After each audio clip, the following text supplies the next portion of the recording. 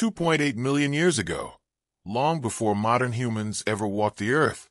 Something impossible may have already existed.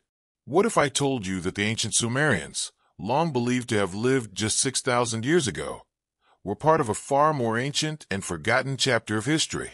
Archaeologists won't talk about it. Historians ignore it. But scattered clues, buried texts, unexplained artifacts, and ancient star maps hint at a civilization so advanced it shouldn't exist. Was humanity's beginning actually a return? This is the story they never wanted you to hear. Welcome to the hidden life of Sumeria before we became human. Hey guys, tonight we are traveling back to the dawn of civilization, to the mud brick streets and towering ziggurats of ancient Sumer. But we're taking the long way. The really long way. You see, the title of our journey tonight is Sumerian Life 2.8 million years ago. And if that sounds impossible, you're right. It is. Tonight, we're starting our story at the very beginning, in an age before we were even human, to understand the monumental, million-year journey it took to get a creature from a dusty African rift valley to a creature who could invent a city.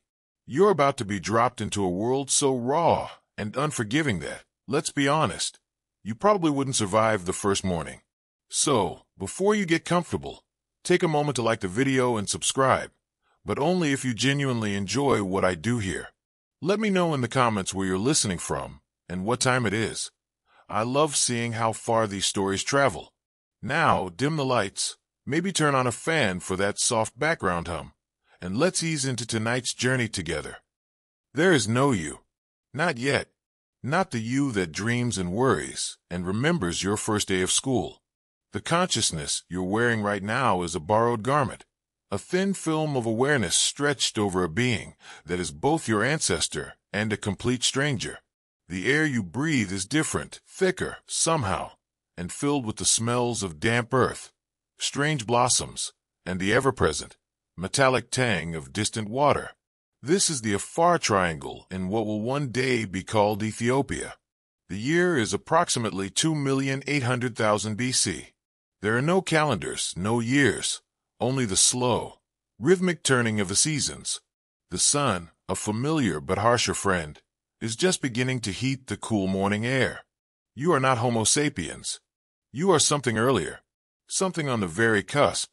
Paleoanthropologists still argue whether the creatures living here should be classified as a late, clever form of Australopithecus, or as the very first, tentative members of our own genus Homo.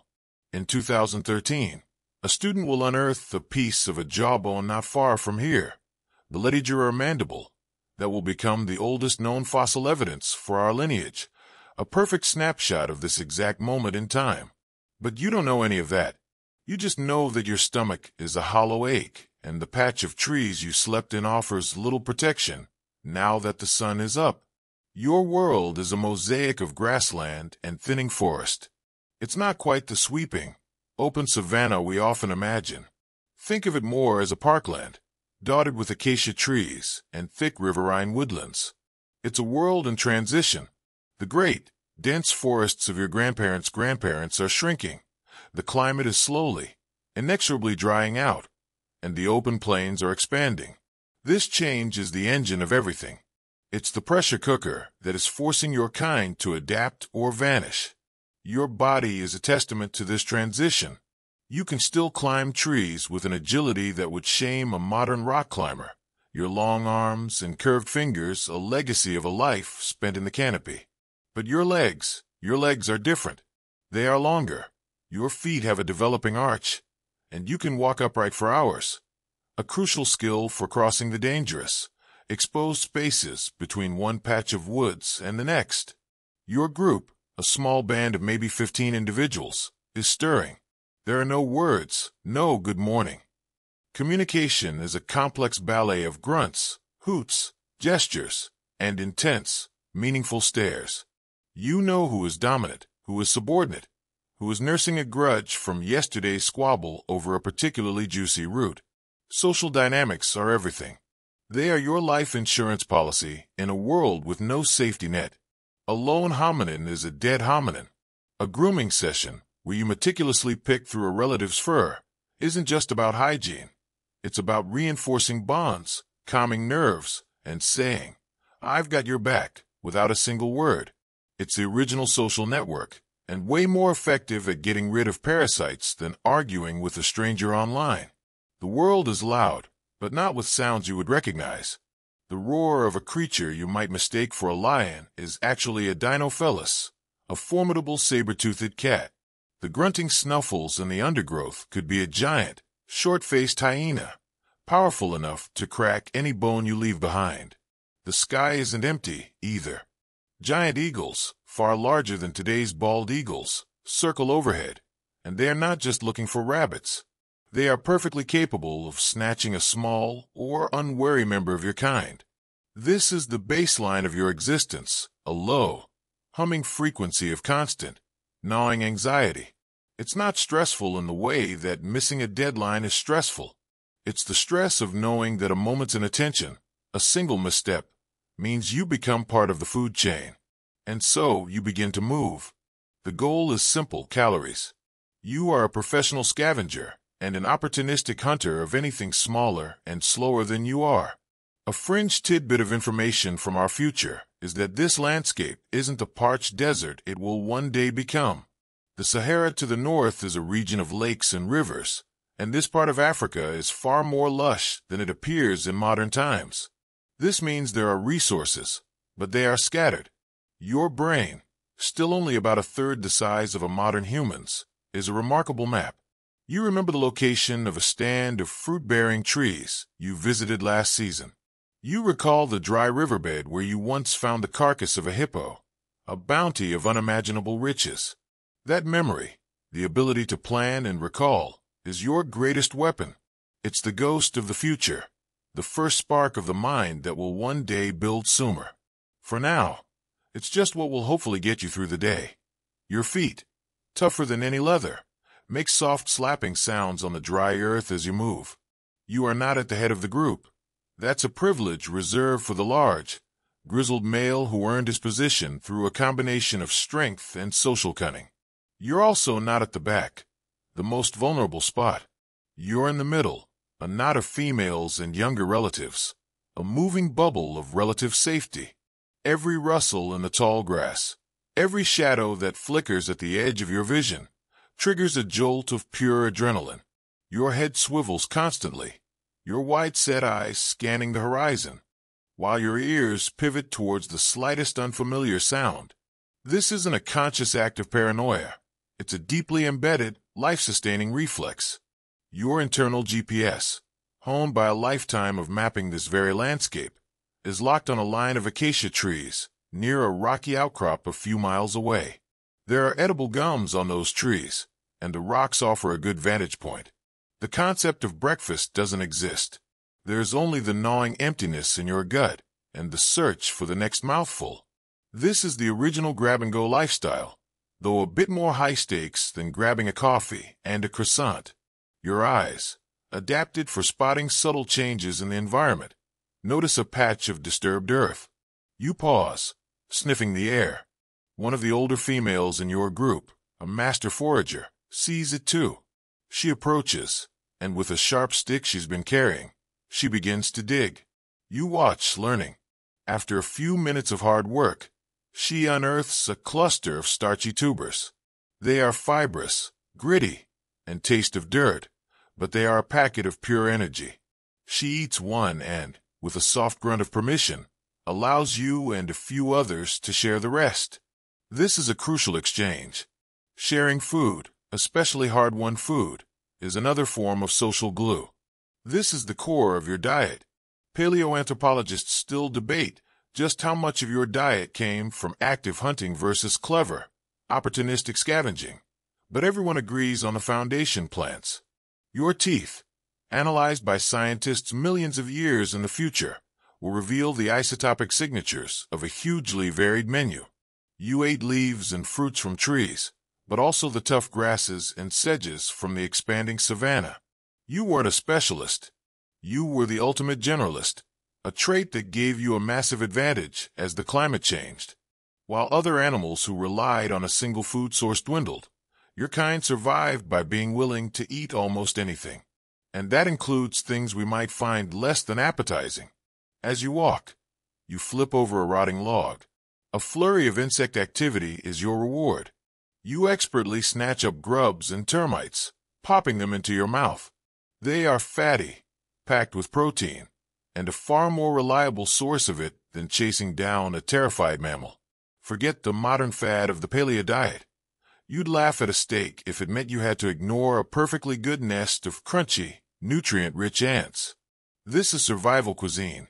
Suddenly, the whole group freezes. The dominant male lets out a low, guttural huff, the universal signal for danger. Every individual is instantly still, silent, and alert. Your eyes follow his intense gaze. In the distance, near a bend in the shallow, muddy river, is a committee of vultures. They are circling, descending, and hopping impatiently on the ground. Vultures are your best friends and your worst enemies.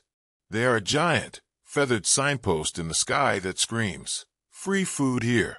But they also attract every other predator and scavenger for miles around. The group moves again, but with a new tension, a new purpose. You approach the river not from the open plain, but by weaving through a thicket of reeds, using the cover to mask your approach. The smell hits you first, the rich, coppery scent of blood and decay. Peeking through the reeds, you see the source. A large antelope, maybe an early wildebeest, lies dead on the riverbank.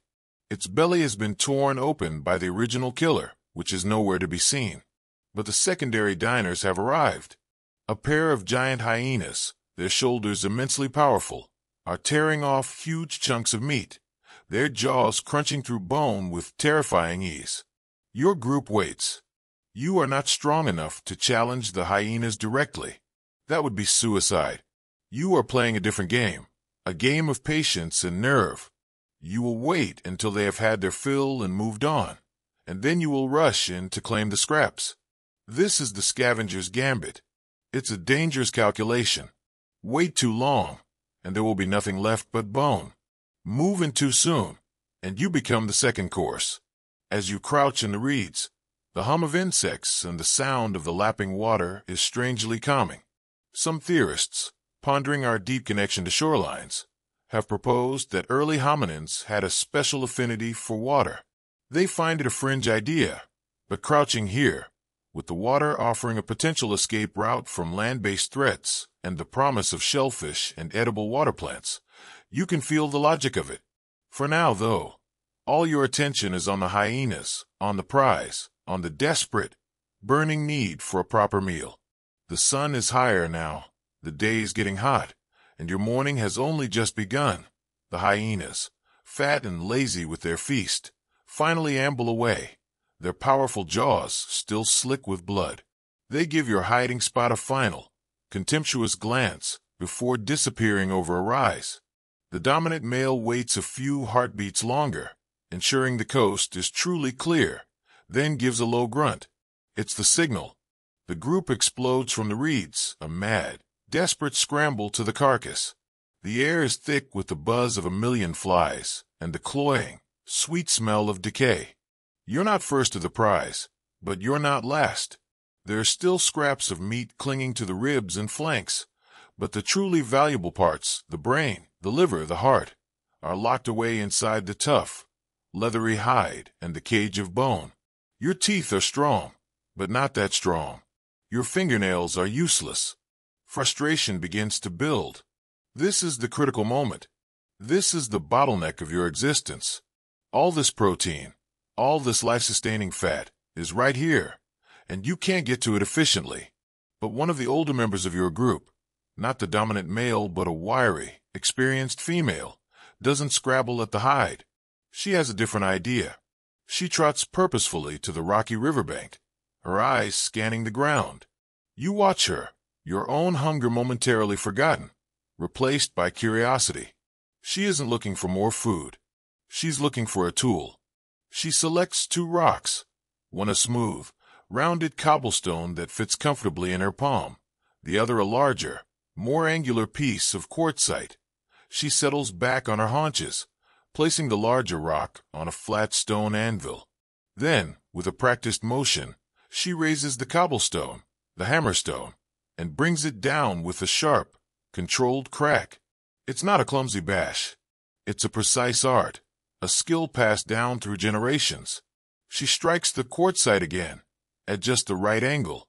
A large, sharp-edged flake of stone shears off. She inspects the edge, then turns the core rock and strikes again. In less than a minute, she has what she wants, a core tool with a jagged, serrated edge and several razor-sharp flakes. It's not pretty. It looks like a broken piece of gravel, but it's the most advanced piece of technology on the entire planet. It's called an Oldowan chopper, and it's about to change everything. This is the first great invention. Forget the wheel, forget the smartphone. This is the moment a biological limitation was overcome by a thought that said, I can change the shape of this object to suit my needs. The female returns to the carcass, the chopper held firmly in her grasp. She uses the jagged edge to saw at the thick hide covering the animal's thigh. Where your nails failed, the stone succeeds. It rips and tears, opening a long gash. Now the rich, dark meat is accessible. She uses one of the sharp flakes, a primitive knife, to slice away manageable chunks. She doesn't hoard the tool. She uses it, then sets it down, allowing another to pick it up. This is technology for the people, or at least, for the hominins. You get your turn. You pick up the chopper. It feels heavy, powerful. You use it to hack at a joint, separating a leg from the torso. Then you pick up the original hammerstone. Finding a long, thick femur, you place it on the ground and bring the hammerstone down hard. The bone splinters, revealing the greasy, glistening marrow inside. This is a calorie bomb, a treasure trove of fat and nutrients that your growing brain desperately craves. This is the payoff. This isn't just a meal, it's a quantum leap. This is the mainstream historical fact of our moment. Oldowan tools, simple as they are, allowed early hominins to become apex scavengers and eventually more effective hunters, fundamentally changing their place in the food web. As you watch the old female work, you notice something subtle. She always holds the hammerstone in her right hand and the core rock in her left. A quirky tidbit is that by studying the flake scars on these ancient tools and the microscopic wear on the hammerstones, some scientists believe they can detect evidence of right-handedness in the population, even 2.8 million years ago. This suggests a brain that was already starting to specialize, with different hemispheres controlling different tasks, a key step on the road to complex thought and language. The tool is a gateway. It unlocks a new world of food. But what else could it do? Scientists still argue whether these tools were exclusively for butchering or if they were all-purpose Swiss Army rocks for processing tough plants, too. You see another individual use a sharp flake not on the meat, but to quickly sharpen the point of a digging stick, making it a far more effective tool for unearthing those tubers you ate this morning. It's the original multi-tool, no useless corkscrew included. It can butcher a carcass, sharpen a spear, or crack open nuts that would otherwise be inedible. This simple object represents a new cognitive flexibility, a way of seeing one thing, a rock, and imagining it as something else entirely. It's the birth of engineering, the ancestor of every skyscraper and satellite. Right now, though, it's just the key to a full belly and the quiet satisfaction of a problem solved. Your belly is full for the first time in days. The gnawing ache is gone, replaced by a warm, heavy sense of satiety. The frantic energy of the scavenger's rush fades, and a different set of needs comes to the fore. You are a social animal, and a full stomach creates the space for social interaction. The group doesn't scatter. Instead, they gather in the shade of a large acacia tree, a loose collection of dozing, grooming, and watchful individuals. The midday sun is a hammer, beating down on the open plains, and this period of rest is essential for conserving energy. It's also when the complex business of being a group animal is conducted. There is no language as you know it. No nouns, no verbs, no syntax. But that doesn't mean there's no communication. Far from it. The air is filled with a low hum of activity. A young male, feeling his oats, puffs out his chest and swaggers a little too close to the dominant male. He doesn't say a word, but his message is clear. I'm getting strong. I'm a challenger. The dominant male doesn't need to rise.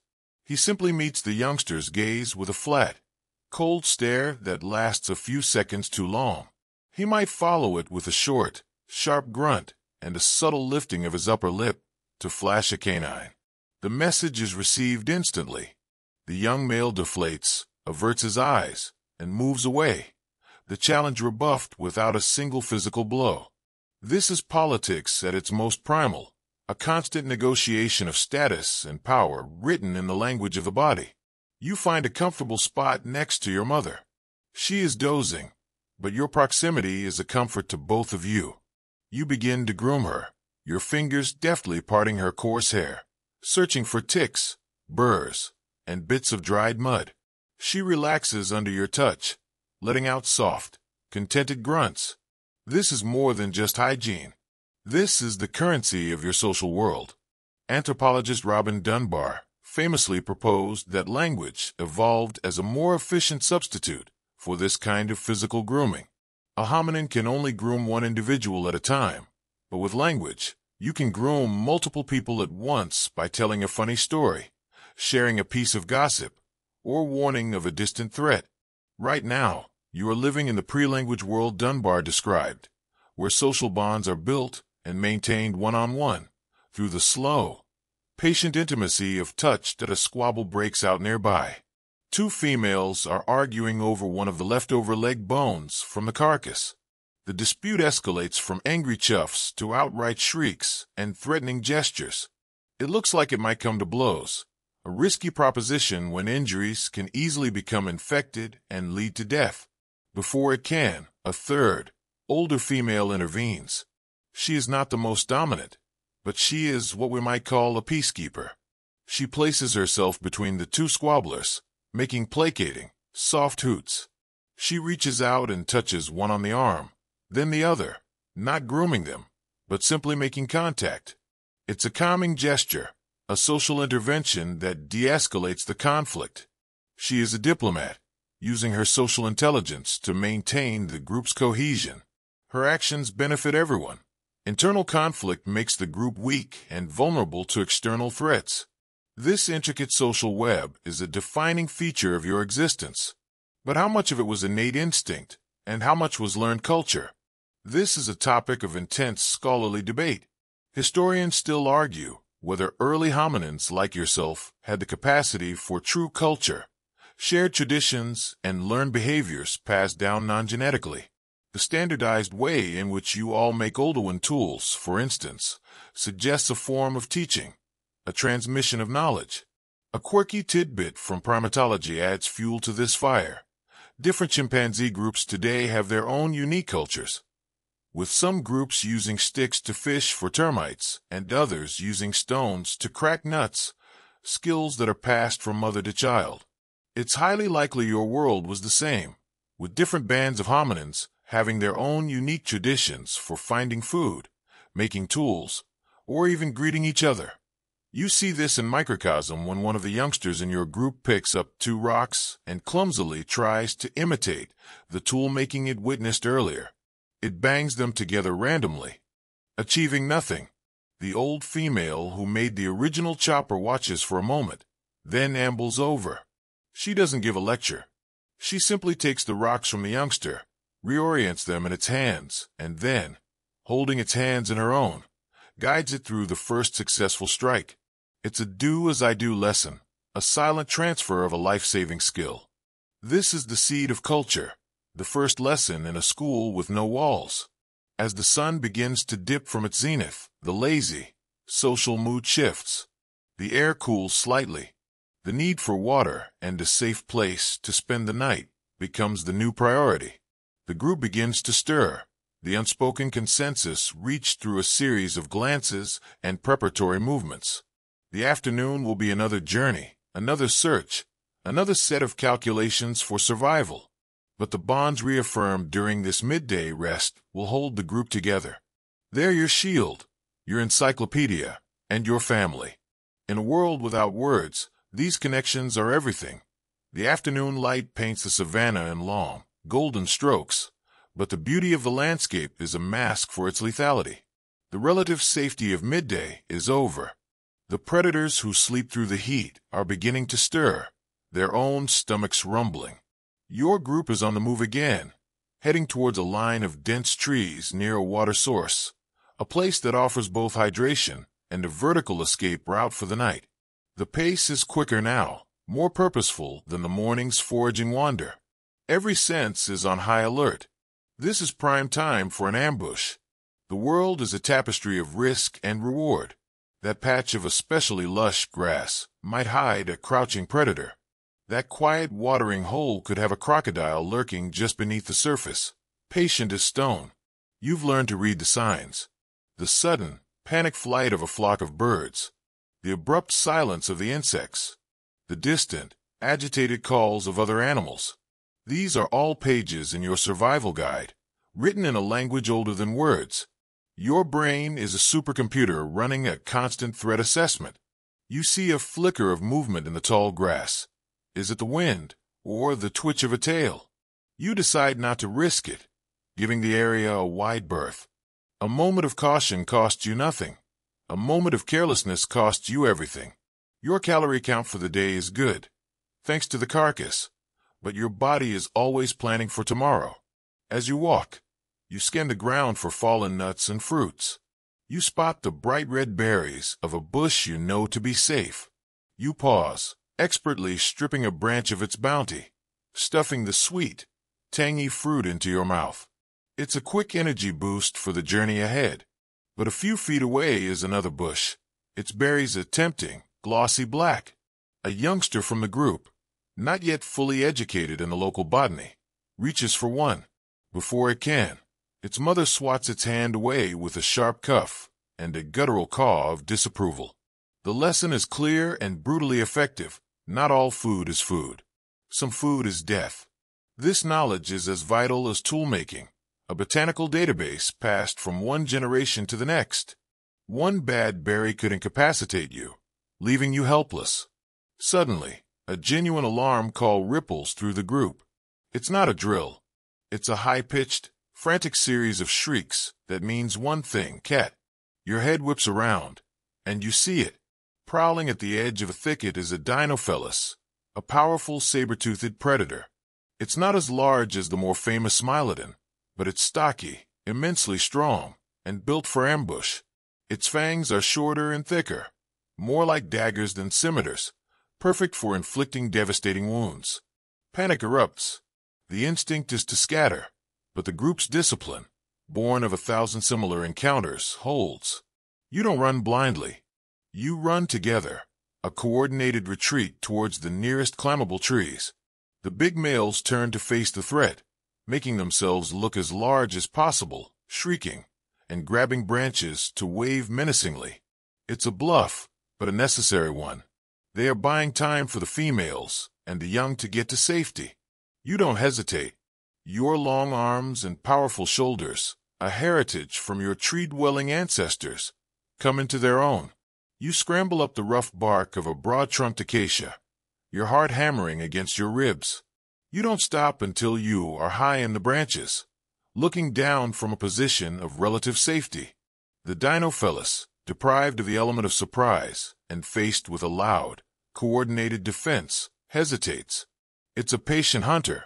It knows that what goes up must eventually come down. It settles at the base of the trees, its yellow eyes fixed on the figures in the canopy. It can wait. This is now a siege. This moment perfectly illustrates the evolutionary pressures on your species. A mainstream historical fact is that predation was a major driver of hominin evolution. Fossil skulls, like that of the famous Tong child, a young Australopithecus, show puncture marks consistent with the talons of a large eagle. Countless other hominin remains show the bite marks of large carnivores. You weren't the mighty hunter yet. You were the hunted, and this constant threat favored intelligence, cooperation, and adaptability. From your perch, you can see the sun beginning to set, casting the world in shades of orange and purple. The cat below is a dark, unmoving shape.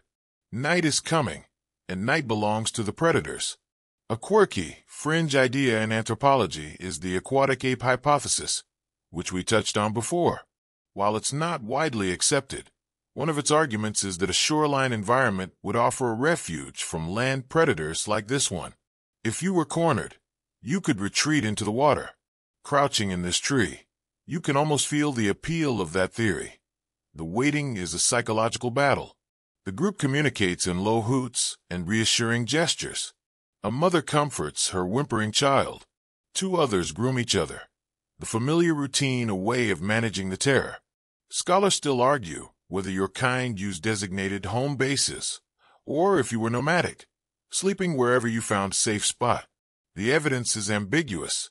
Some archaeological sites show repeated use over long periods, suggesting a favored location. Others look like temporary kill sites or brief encampments. Tonight, this acacia tree is your home base, chosen not by preference, but by necessity. As darkness falls, the sounds of the savannah change. The air grows cold. The cat is still there. You huddle closer to the trunk, listening to the breathing of your companions, and wait for the dawn. The night is a long, cold terror. Every snap of a twig from the ground below sends a fresh jolt of fear through you. The Dinofelis is a patient shadow, a silent promise of violence. Sleep comes only in short, fitful bursts, a shallow and unrestful state. You huddle with your kin for warmth and a sliver of security. The rough bark of the tree pressing into your back. The moon, a sliver of bone white, offers little light. The world is a place of sound and smell, a theater of the unseen. But then something changes. A new light appears on the horizon, but it's not the gentle gray of dawn. It's a flickering, angry orange. It's accompanied by a new smell, sharp and acrid, and the distant crackling sound of a world being consumed. A bushfire. It was likely started by a lightning strike in the dry grasslands miles away, and now, fanned by the night wind, it is racing across the plains.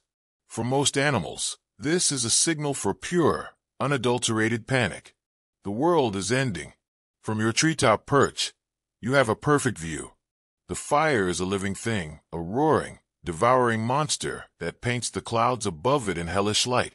The ground below erupts into chaos. Herds of antelope, previously invisible in the dark, now stream past in a torrent of thundering hooves. Smaller creatures, rabbits and rodents, flee before the wall of flame. Even the Dinofelis, your personal jailer, rises with a nervous growl. Its ancient feline instincts are screaming at it. It gives your tree one last, frustrated look, and then melts into the darkness. Its own survival, now a more pressing concern than a potential meal. The fire, in its indiscriminate terror, has saved you. The fire sweeps past your position, staying a safe distance away, its main front driven by the wind in a different direction. But it leaves behind a transformed world. The immediate threat is gone, but a new, strange opportunity has been born. As the first true light of dawn breaks, your group cautiously descends from the tree. The air is hazy with smoke, and the ground is coated in a layer of black, powdery ash. The landscape, once a familiar green and gold, is now a stark monochrome of black and gray. You move into the burned area, a place now temporarily sanitized of predators, and you discover something amazing. The fire has cooked for you. Tubers and roots that were once buried deep in the hard, dry soil are now exposed and roasted. Their starch is broken down into a sweeter, more easily digestible form. You find the roasted bodies of snakes and lizards, and the shells of snails, their contents steamed to perfection. It's a smorgasbord, a banquet provided by the lightning god. This is a well-established fact. Early hominins were brilliant opportunists who learned to follow fires, not just flee from them, to scavenge the aftermath. But the real magic happens at the edge of the burn. A gnarled, dead tree, struck by the fire, is not completely extinguished. One of its thick, hollow branches is still smoldering, a bed of glowing red embers protected from the wind. It pulses with a heat that feels good. The morning is cool, and the warmth it radiates is a deep, creature comfort. One of the youngsters, driven by a primal curiosity that is the engine of all discovery, reaches out a tentative hand. It snatches it back with a surprised yelp. A lesson learned. This beautiful, warm thing can also bite. The dominant male approaches the smoldering branch. He is cautious, wary. He has seen fire 100 times, always as a destructive force to be feared. But this is different. It's small. It's contained. It seems tame. He picks up a long, dry stick and pokes at the embers. The end of the stick begins to glow. He pulls it away, and a tiny flame, a miniature version of the inferno from last night, dances on the tip. He hasn't made fire. He has captured it. This is the moment. Historians still argue about when hominins first controlled fire.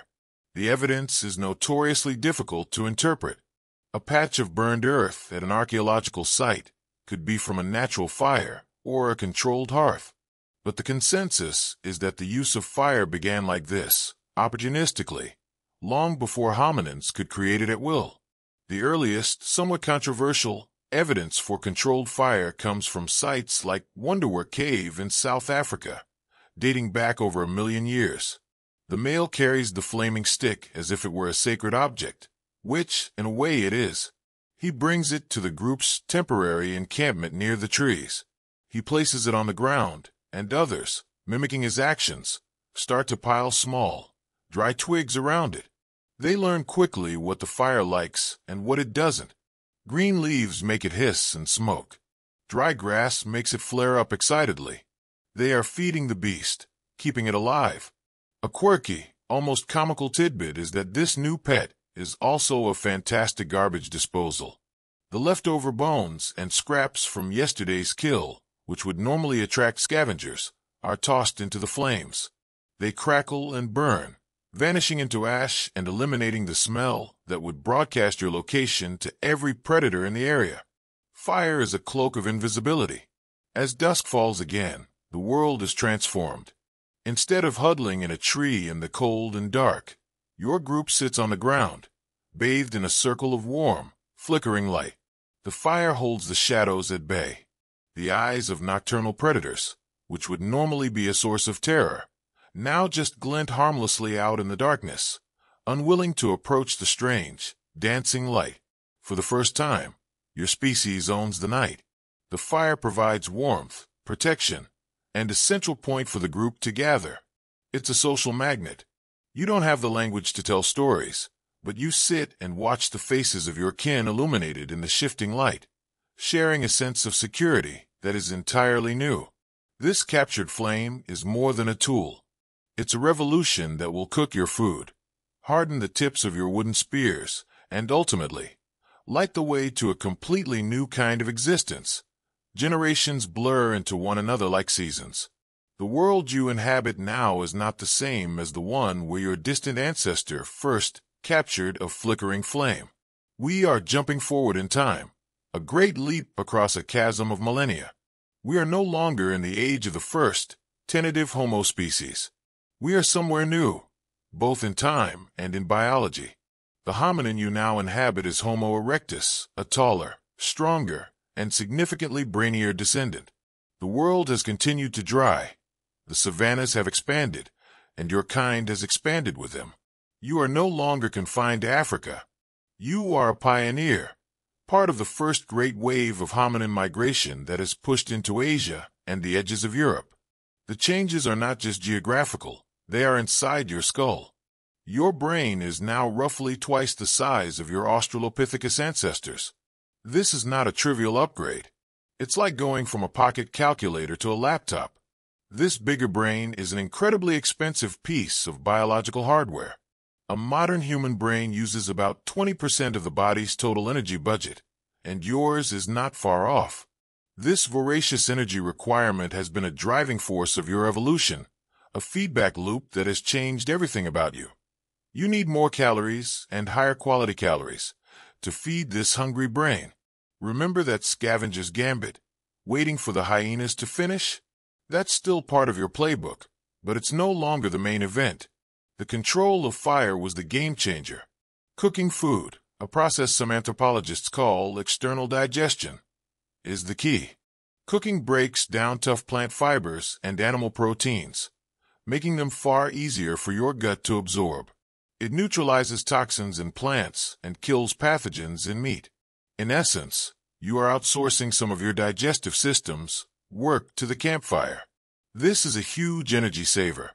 A well-established historical fact, known as the expensive tissue hypothesis, proposes that this is the trade-off that allowed your brain to grow. By shrinking the gut, which is also an energy-hungry organ, your body freed up the metabolic resources needed to fuel a bigger brain. You traded guts for brains, and it was the best deal in the history of life on Earth. Your body reflects this new reality.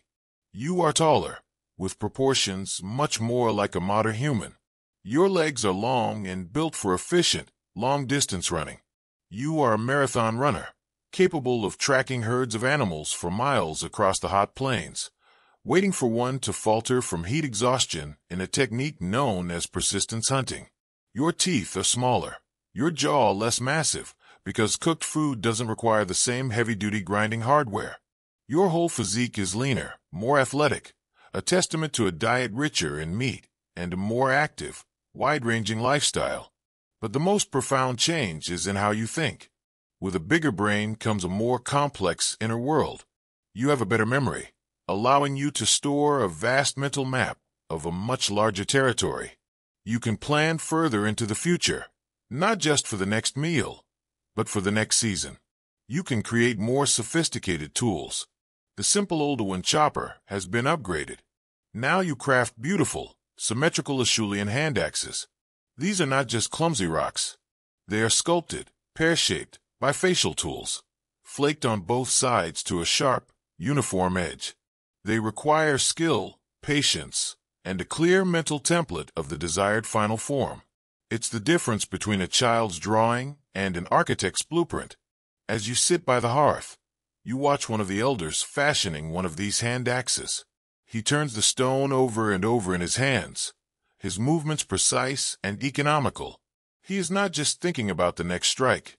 He is thinking 3 or 4 strikes ahead, anticipating how the stone will fracture. It's a sequence of operations, a kind of primitive grammar of action. Some neuroscientists believe the same brain pathways that evolved to handle this kind of complex, sequential toolmaking were later co-opted for language. The ability to string together a series of actions might be the neurological foundation for the ability to string together words into a sentence. But what did you feel? Did this new brain bring with it new emotions? It almost certainly did. Scholars still argue about the emotional and cognitive world of Homo erectus. Did you feel love, grief, loyalty, and jealousy with the same depth we do?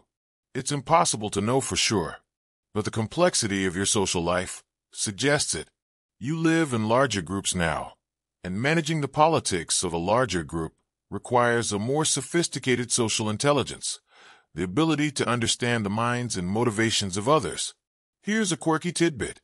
Some of these Acheulean hand axes are found in pristine condition, in huge numbers, sometimes made of beautiful but impractical materials. Some are even far too large to have been used effectively.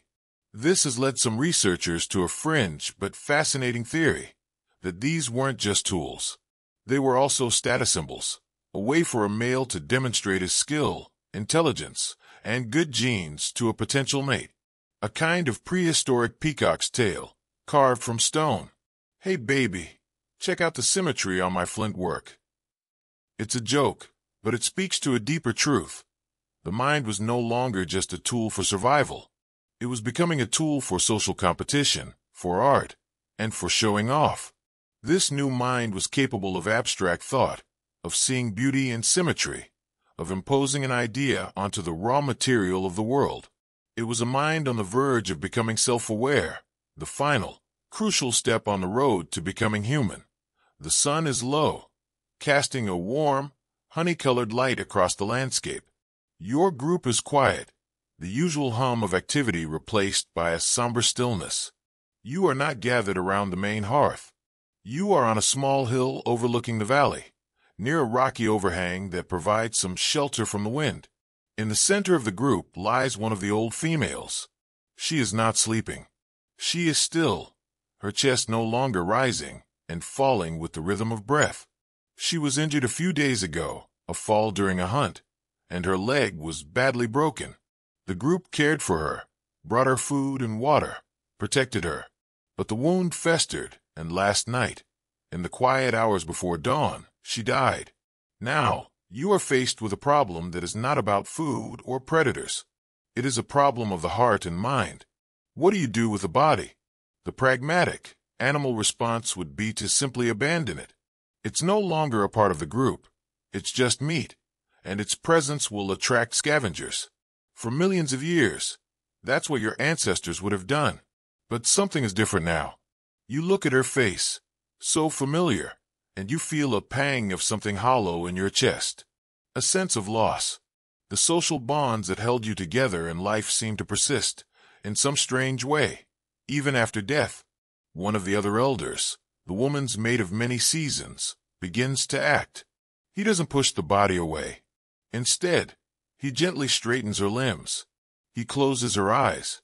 It's a tender, deliberate gesture, an act of care that serves no practical purpose. Then he and another male begin to dig. They are not using shovels. They use sharp sticks, flat stones, and their bare hands to scrape away the hard-packed earth at the base of the rock shelter. It's slow, arduous work. The rest of the group watches in silence. A few of the younger children, not fully understanding, fidget, but are quickly hushed by their mothers. This is a monumental shift in consciousness. The decision to deliberately bury the dead is one of the most significant steps in human evolution. It suggests a new way of thinking about life and death. A corpse is no longer just an object. It's still, in some sense, a person. The act of burial is an act of separation, a way of transitioning the dead from the world of the living to somewhere else. Where that somewhere else was in your mind is impossible to say. There's likely no concept of an afterlife, no heaven or spirit world. It might be simpler, a feeling that the dead should not be left to the hyenas, that they deserve a measure of peace, a final act of belonging. The shallow grave is finally ready. The body is gently rolled into it. She is not just dumped in. She is placed on her side, her knees slightly bent, as if she were sleeping. This is a common feature in early burials, the flexed or fetal position. Was it to save space? Or was it symbolic, a return to the womb of the earth? We can never know. Before the grave is filled, her mate does something strange. He picks up the beautiful, well-worn Acheulean hand axe that she favored, the one she had crafted seasons ago. He holds it for a moment, then gently places it in the grave next to her hand. This is the clincher. This is a grave good. It's an object of value, a useful tool, being deliberately given up, taken out of circulation for the world of the living, and consigned to the grave. This is powerful evidence for some form of ritual, for symbolic thought. It's a gift for the journey, a token of remembrance. A mainstream historical fact is that the earliest, widely accepted evidence for this kind of behavior comes much later, with Neanderthals and early Homo sapiens. However, there are tantalizing, much disputed hints from earlier sites. At a place called Cima de los Huesos, Pit of Bones, in Spain, paleoanthropologists found the remains of at least 28 early hominins, likely a species called Homo heidelbergensis, an ancestor to Neanderthals, that appear to have been deliberately dropped down a deep cave shaft around 430,000 years ago. Among the jumble of bones, they found only one single, solitary stone tool, a beautiful hand axe made of reddish quartzite, a material unique at the site. They nicknamed it Excalibur. Historians still argue vehemently about Cima de los Huesos. Was it a garbage pit or the world's first cemetery? Was Excalibur accidentally dropped, or was it a ritual offering, the first flower laid on a grave? Your small, somber ceremony on this hillside is a microcosm of that debate. You are acting out the very behavior that will puzzle your descendants 500,000 years in the future. A quirky, fringe tidbit on this topic comes from the study of elephant behavior. Elephants are known to show a keen interest in the bones of their dead. They will gently touch the skulls and tusks with their trunks, pass them around the group, and sometimes stand over them for long periods in a silent vigil. They even sometimes cover a carcass with leaves and branches. This suggests that the emotional roots of our own funerary practices, grief, respect for the dead, a fascination with mortality, may be incredibly ancient, predating even the hominin line.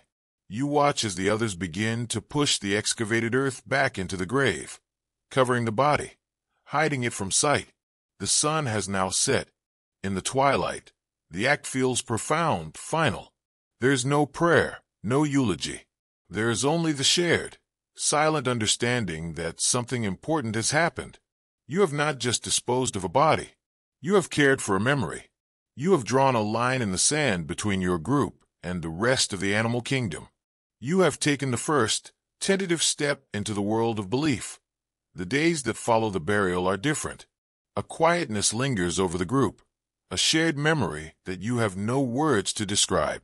You feel the absence of the old female, a hole in the social fabric of your family. You see your mate sitting alone, staring at the horizon, and you understand his grief on a visceral level, but you cannot ask him how he is feeling.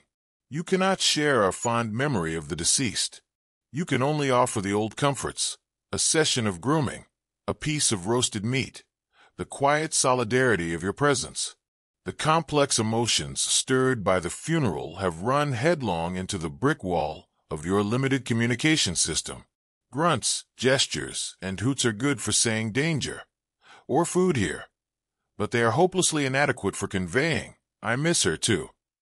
This gap, this aching need to share the contents of your increasingly complex mind, is the evolutionary crucible for language.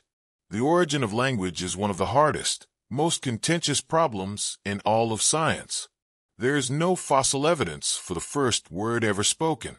For a long time, esteemed academic bodies, like the Linguistic Society of Paris, actually banned any papers on the subject, considering it to be pure, unprovable speculation.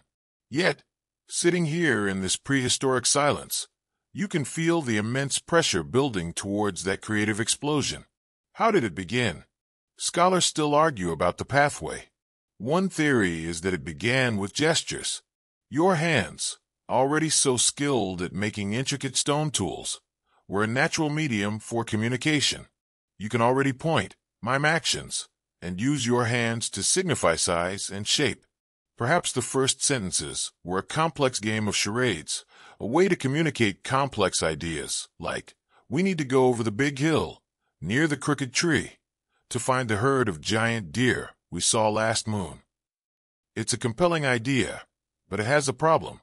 What do you do when your hands are full, or when it's dark? Another idea, a more quirky and beautiful one, is that language began as music. Before words, there was song. Think of the calls of gibbons, the melodic hoots and hollers that drift through the forest canopy, conveying emotional states and social information. Proponents of this musical proto-language theory suggest that your ancestors started by humming, by varying the pitch and rhythm of their vocalizations to express mood and intent. You see hints of this as your group huddles around the fire at night.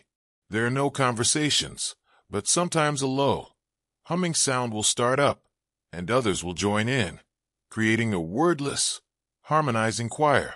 It's a way of strengthening bonds, of saying we are here, we are together, we are safe through pure, shared sound. It's the ancestor of every lullaby and national anthem. Whatever its origins, true language required a physical upgrade. You can feel this in your own body. Your larynx, the voice box, is positioned lower in your throat than in earlier ancestors or in modern apes. This is a dangerous trade-off. It makes you far more likely to choke on your food. A mainstream historical fact is that this anatomical change was one of the key enablers of speech. The lower larynx creates a larger pharyngeal cavity, which acts as a resonating chamber, allowing you to produce a much wider range of distinct vowel and consonant sounds, the basic building blocks of all human speech. It's a risky evolutionary bet, suggesting the survival advantages of being able to talk were so immense they outweighed the literal risk of choking to death. And then there is the brain. Deep within your temporal lobe, two areas are slowly expanding and refining. Broca's area, which is linked to speech production, and Wernicke's area, linked to comprehension. And of course, there's the genetic toolkit. Scientists have identified a gene called FOXP2, which, while not a language gene, is critical for the fine motor control of the larynx and mouth required for articulate speech. People with a mutated version of this gene have severe speech impediments. In a stunning discovery, researchers found that the version of FOXP2 possessed by our close cousins, the Neanderthals, was effectively identical to our own. This strongly suggests that they, too, had the biological hardware for complex speech. Sorry to ruin the classic caveman stereotype, but UG and OOG were probably not the extent of their vocabulary, so you have the motive, the need to communicate complex ideas. You have the opportunity, the social setting around the fire. And you have the means, the evolving vocal tract and brain. The final step is the spark of symbolism. The moment a sound stops being just a sound and becomes a word. Maybe it starts simply. The sharp, guttural sound you make to warn of a snake becomes, through repetition, the name for snake. The soft, sighing sound of the wind becomes the word for wind. It's no longer just a reaction. It's a label, a symbol that can be used even when the snake or the wind isn't there. This is the magic trick, detaching a concept from the physical world and giving it a life of its own in your mind. You are living right on the cusp of this revolution. One evening, trying to describe the carcass you found earlier, you make the old gestures, pointing, mimicking tearing meat. But then you add a new sound, a low, rumbling growl you heard the predator make. You repeat it. A few of your companions look at you, confused at first, then a flicker of understanding crosses their faces. They look in the direction you are pointing and make the sound back to you. As a question, you have just transmitted a piece of information using a new tool, a symbolic sound. It's clunky, it's inefficient, and it's probably going to lead to a lot of misunderstandings. But it's the beginning of everything. The beginning of stories, of laws, of lies, of poetry. The beginning of a world made not just of things, but of words. Did we leap forward again, another chasm of time? But this one is different. The biological changes are more subtle. The hominin you now inhabit is you, Homo sapiens, anatomically modern. Your brain is the same size, your body the same shape. The hardware is in place. It's the software, culture, art, and belief that is undergoing a spectacular, incandescent revolution. We are in Ice Age Europe, around 30,000 years ago. The world is brutally cold. Vast sheets of ice a mile thick cover much of the northern continent, and the place you call home is a windswept, treeless steppe, more like modern Siberia than the rolling hills of France. You are a hunter of the megafauna. Your life revolves around the great herds of woolly mammoths, giant deer, bison, and wild horses that thunder across this frigid landscape. Your toolkit is a thing of beauty and deadly efficiency. The clumsy hand axes of your ancestors have been replaced by an arsenal of specialized implements. You have fine, slender flint blades, sharp as a surgeon's scalpel. You have spear throwers, known as atlatls, that can launch a projectile with a velocity and accuracy your erectus ancestor couldn't have dreamed of. You have tiny, delicate bone needles, complete with a drilled eye, for sewing tailored clothing from animal hides, allowing you to survive in a climate that would have flash frozen your less well-dressed predecessors. Your group has set up camp at the base of a huge limestone cliff face that offers shelter from the relentless wind. The fire is the heart of your home, but your home is more than just a fire.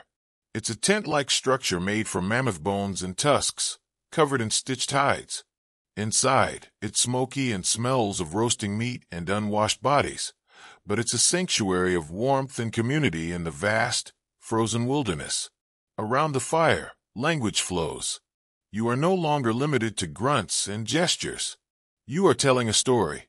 With vivid words and animated gestures, you recount the day's hunt, the tension of the stalk, the terror and triumph of bringing down a giant bison, the cleverness of your friend who anticipated the herd's movement. Laughter, a sound that has existed for millions of years, now has a new richness because it's a response not just to a physical tickle, but to a shared, spoken joke. But there is another world, a secret world. One of the elders, a woman whose face is a roadmap of wrinkles and whose eyes hold a deep, mysterious authority, beckons to you and a few other young people. She is not leading you out onto the plain.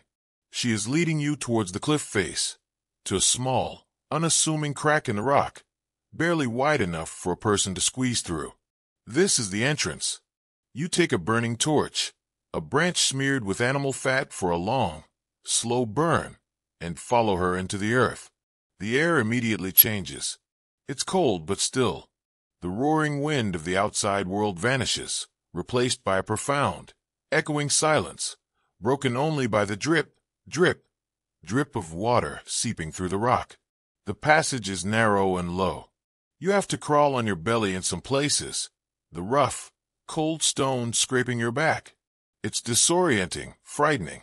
Your torchlight throws monstrous, dancing shadows on the walls. This is not a journey for the faint of heart. This is a deliberate ordeal, a passage into another realm. After what feels like an eternity of squeezing through tight passages and navigating dark chambers, the cave opens up into a vast, cavernous hall. Its ceiling is high, lost in the darkness above your torchlight. The elder woman says nothing. She simply holds her torch up to the wall, and you gasp. The wall is not dead rock. It is alive. It is covered in a breathtaking stampede of animals. Huge, shaggy-maned horses gallop across the stone. Herds of bison, their horns sharp and their great humps powerful, seem to charge right out of the rock face. A line of delicate deer, their heads turned as if listening for a predator. They are not crude stick figures. They are painted with a skill and confidence that is shocking. They are shaded to show their roundness. Their muscles are perfectly rendered. Their movements are captured with an artist's eye. This is a Paleolithic art gallery, a Sistine Chapel of the Ice Age.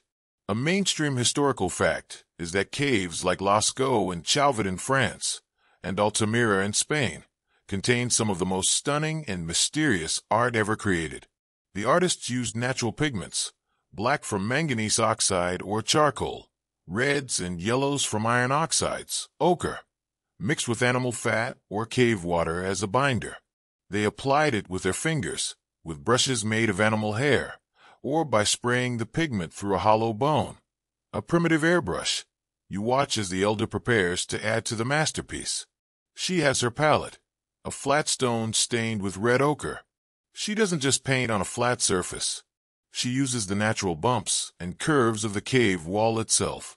A bulge in the rock becomes the powerful shoulder of a bison. A crack becomes the line of its back. She is collaborating with the cave, seeing the animal sleeping in the stone and bringing it to life with her paint. Scholars still argue fiercely about the purpose of this art. Was it hunting magic? An attempt to capture the spirit of the animal to ensure a successful hunt? Was it a record of past hunts, a visual history book? Or was it something more profound, a form of shamanism? This leads to a quirky and compelling fringe theory, that these paintings were part of a ritualistic experience, enhanced by the sensory deprivation, disorientation, and hypnotic flicker of torchlight in the deep cave. Some researchers have pointed out that many of the geometric signs and dots that accompany the animal paintings are similar to the phosphenes and entoptic phenomena people see during altered states of consciousness. Perhaps you have not just crawled into a cave. You have crawled into the collective mind of your people, a sacred space where the boundary between the human world and the spirit world dissolves. The elder finishes her work, a new horse added to the herd. It seems to run with the others, its painted legs thundering silently across the ancient stone. There's no applause. There's only a shared sense of awe. You did not come down here just to look at pretty pictures. You came down here to participate, to connect with something larger than yourself. This art is not for decoration. Your camp outside is messy, functional. Your tools are decorated, but this is different. This is secret, sacred and powerful. As you begin the long crawl back to the world of wind and sun, the images of the painted animals are burned into your mind. You have seen evidence that your mind is not just a tool for survival anymore. It is a vessel for wonder, for beauty, for a connection to a world beyond the senses. A mind that can do this can do anything. The world is thawing. The great change does not happen overnight, not in a single, dramatic flood, but in a slow, generational melt. The year is roughly 10,000 BC. The vast ice sheets that smothered northern Europe and North America for millennia are in retreat. You can see the evidence everywhere. The air feels milder, the winters less brutal. Rivers that were once frozen solid for most of the year now flow freely. The very ground beneath your feet is changing, rebounding upwards as the immense weight of the ice is lifted. You are living at the dawn of a new geological epoch, the Holocene. Our epoch. For your people, who have spent thousands of years perfectly adapted to the cold, this is a time of both incredible opportunity and profound crisis. The old world is vanishing. The great herds of woolly mammoths and woolly rhinos, unable to adapt to the warming climate and the new vegetation, are dwindling. Their populations retreating northwards and heading towards extinction. The vast, open steppe that was their hunting ground is being replaced by something your people have not seen on a grand scale for generations: forests. Birch and pine, then oak and elm, march across the landscape, transforming the open plains into a dense, dappled woodland. This is a hunter's nightmare. You cannot track a herd through a thick forest. Your trusty outlawed and long-range spears are far less effective when a tree is always in the way. The megafauna are being replaced by smaller, more solitary, and much more cunning woodland creatures. Red deer, roe deer, wild boar, and aurochs, the massive wild ancestors of domestic cattle. A new kind of hunting is required, one of stealth, patience, and intimate knowledge of the forest. Your toolkit adapts. You developed a bow and arrow, a perfect weapon for the close-quarters combat of woodland hunting. It's quiet, accurate, and deadly. You create tiny, sharp flint arrowheads called microliths, a hallmark of this transitional period, known as the Mesolithic or Middle Stone Age. The melting ice is another, even more profound consequence. Sea levels are rising dramatically. Coastlines are being redrawn all over the world. A well-established historical fact is that the area that is now the North Sea between Britain and continental Europe was once a vast, low-lying plain of rivers and marshes called Doggerland, home to thousands of Mesolithic people. As the seas rose, this entire world was slowly, inexorably submerged, its inhabitants forced to retreat to higher ground, their ancestral lands vanishing beneath the waves. You live near a coastline, and you have seen the sea creep further and further inland, swallowing landmarks that your grandparents used to navigate by. But with rising waters comes an explosion of new life. The coastlines are no longer barren, frozen shores. They are now incredibly rich estuaries, marshes, and tidal flats, teeming with life. The sheer abundance is staggering. There are vast beds of oysters, mussels, and clams, ready for the taking. The rivers are choked with salmon during their spawning runs. Flocks of waterfowl darken the skies. This is a paradise of protein, and your people take full advantage of it. You build sophisticated fish traps and weirs in the rivers. You craft dugout canoes from single tree trunks, allowing you to fish further out from shore. You spend your afternoon on a muddy flat left by the receding tide, a basket on your back. You aren't hunting. You're gathering. With a pointed stick, you pry oysters from the rocks and dig for clams in the wet sand. In a few hours, you can gather more reliable calories than you would get from a day spent tracking a deer through the forest. The evidence for this lifestyle is found in huge mounds of discarded shells, called shell middens, found at Mesolithic sites all over the world. Some of these mounds are enormous, built up over centuries of feasting, a testament to the sheer bounty of the sea. This new abundance changes your society. With so much food readily available in one place, you don't have to be constantly on the move, following the herds. for the first time. You can stay in one place for longer periods, perhaps even year-round. You build more substantial dwellings, not just temporary high tents, but pit houses, dug partially into the ground for insulation and roofed with timber and thatch. You live in larger communities. Cemeteries become more common and more complex, suggesting a stronger sense of place and ancestry. At a site in Skadholm, Sweden, archaeologists found a Mesolithic cemetery where some individuals were buried sitting up, others with their dogs, who were also given ritual burials. This leads to a quirky and still debated tidbit, the Mesolithic affluence theory. Some scholars argue that these hunter-gatherers, living in this unique period of post-Ice Age abundance, were actually the most leisured people in all of history. Their work week was short, their diet was varied and healthy, and they had ample time for socializing, ritual, and art. They had the best of both worlds. The freedom of the hunter-gatherer lifestyle without the constant threat of starvation.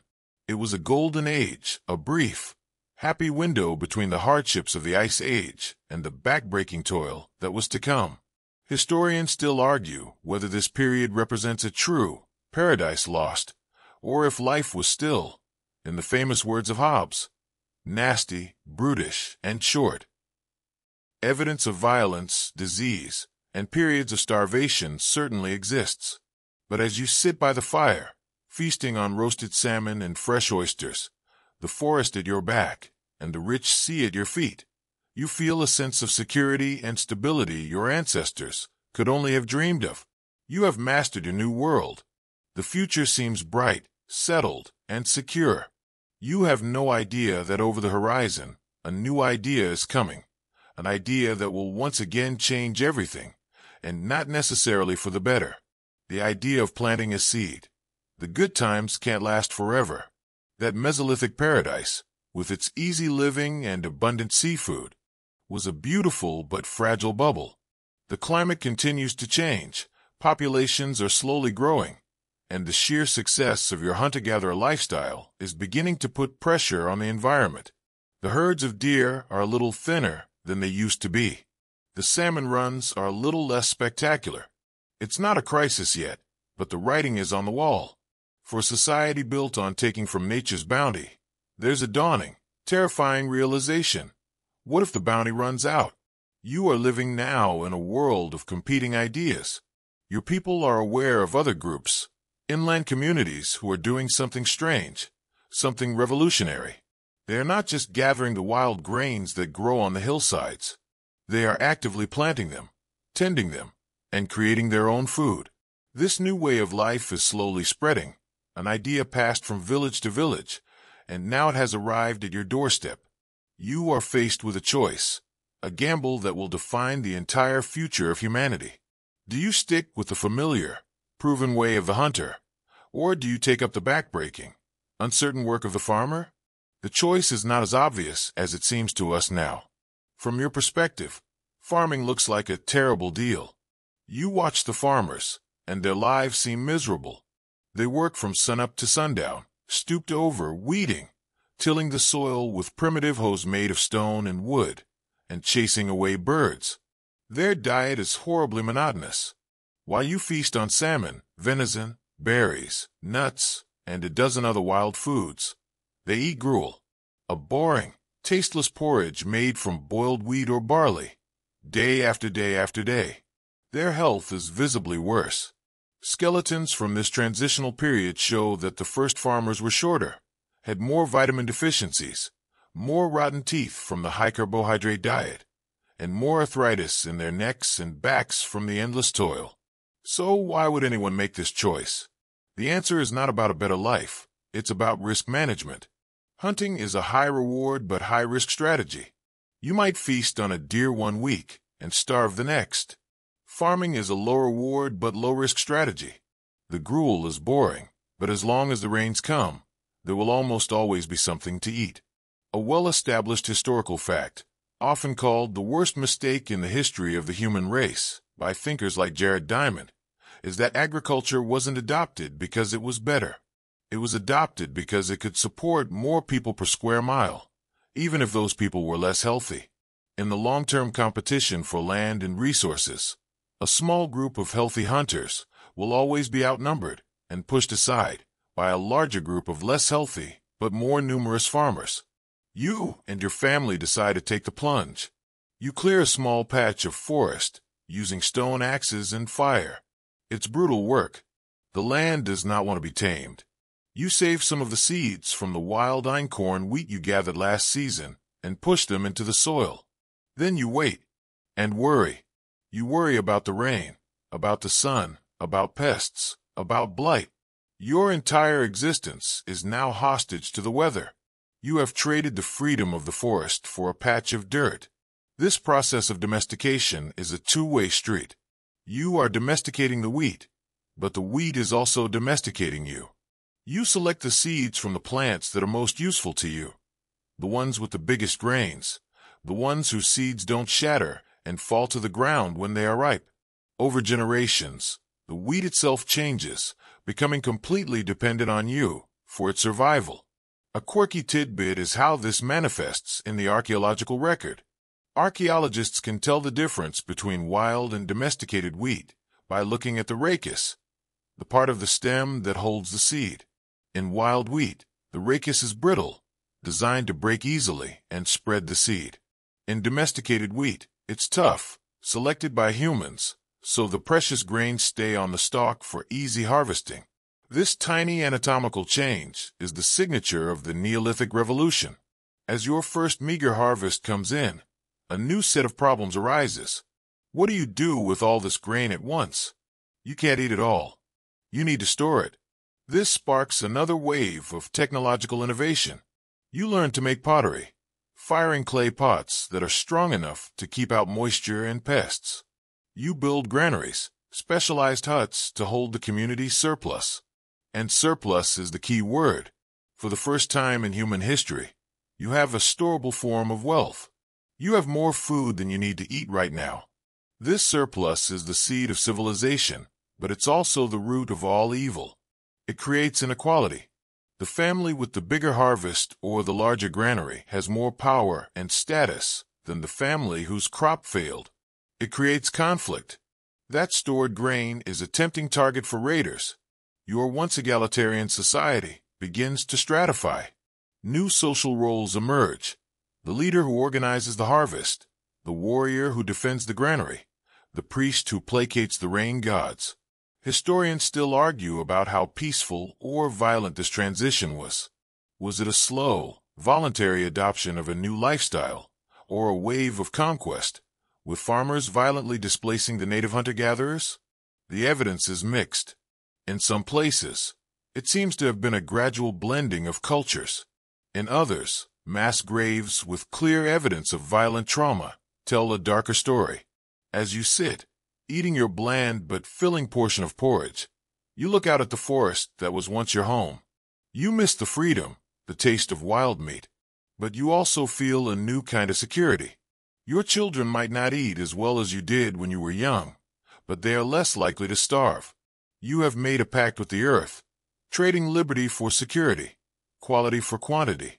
You couldn't possibly know it, but you have just laid the foundations for the first towns, the first cities, and eventually for the mud-brick ziggurats of a place that will one day be called Sumer. The farmer's gamble pays off, at least in terms of population. Your small, experimental patch of wheat has, over many generations, blossomed into a way of life. The new rhythm of planting and harvesting has tethered you to the land in a way your ancestors never were. You can't just pack up and leave when resources get scarce. You have to stay. You have to defend your fields, your granary, your home. And so, something new begins to emerge from the landscape, the permanent settlement, the village. We are now in the heart of the Neolithic period, perhaps around 7000 BC. And we are no longer wandering the coasts of Europe. Our journey has taken us to the Near East, to the Anatolian Plateau in what is now modern-day Turkey. Here, the agricultural revolution has had a head start, and the results are astounding. You are approaching one of the world's first large-scale communities, a proto-city called Catalhoyuk. From a distance, it doesn't look like a city. There are no walls, no streets, No grand public buildings.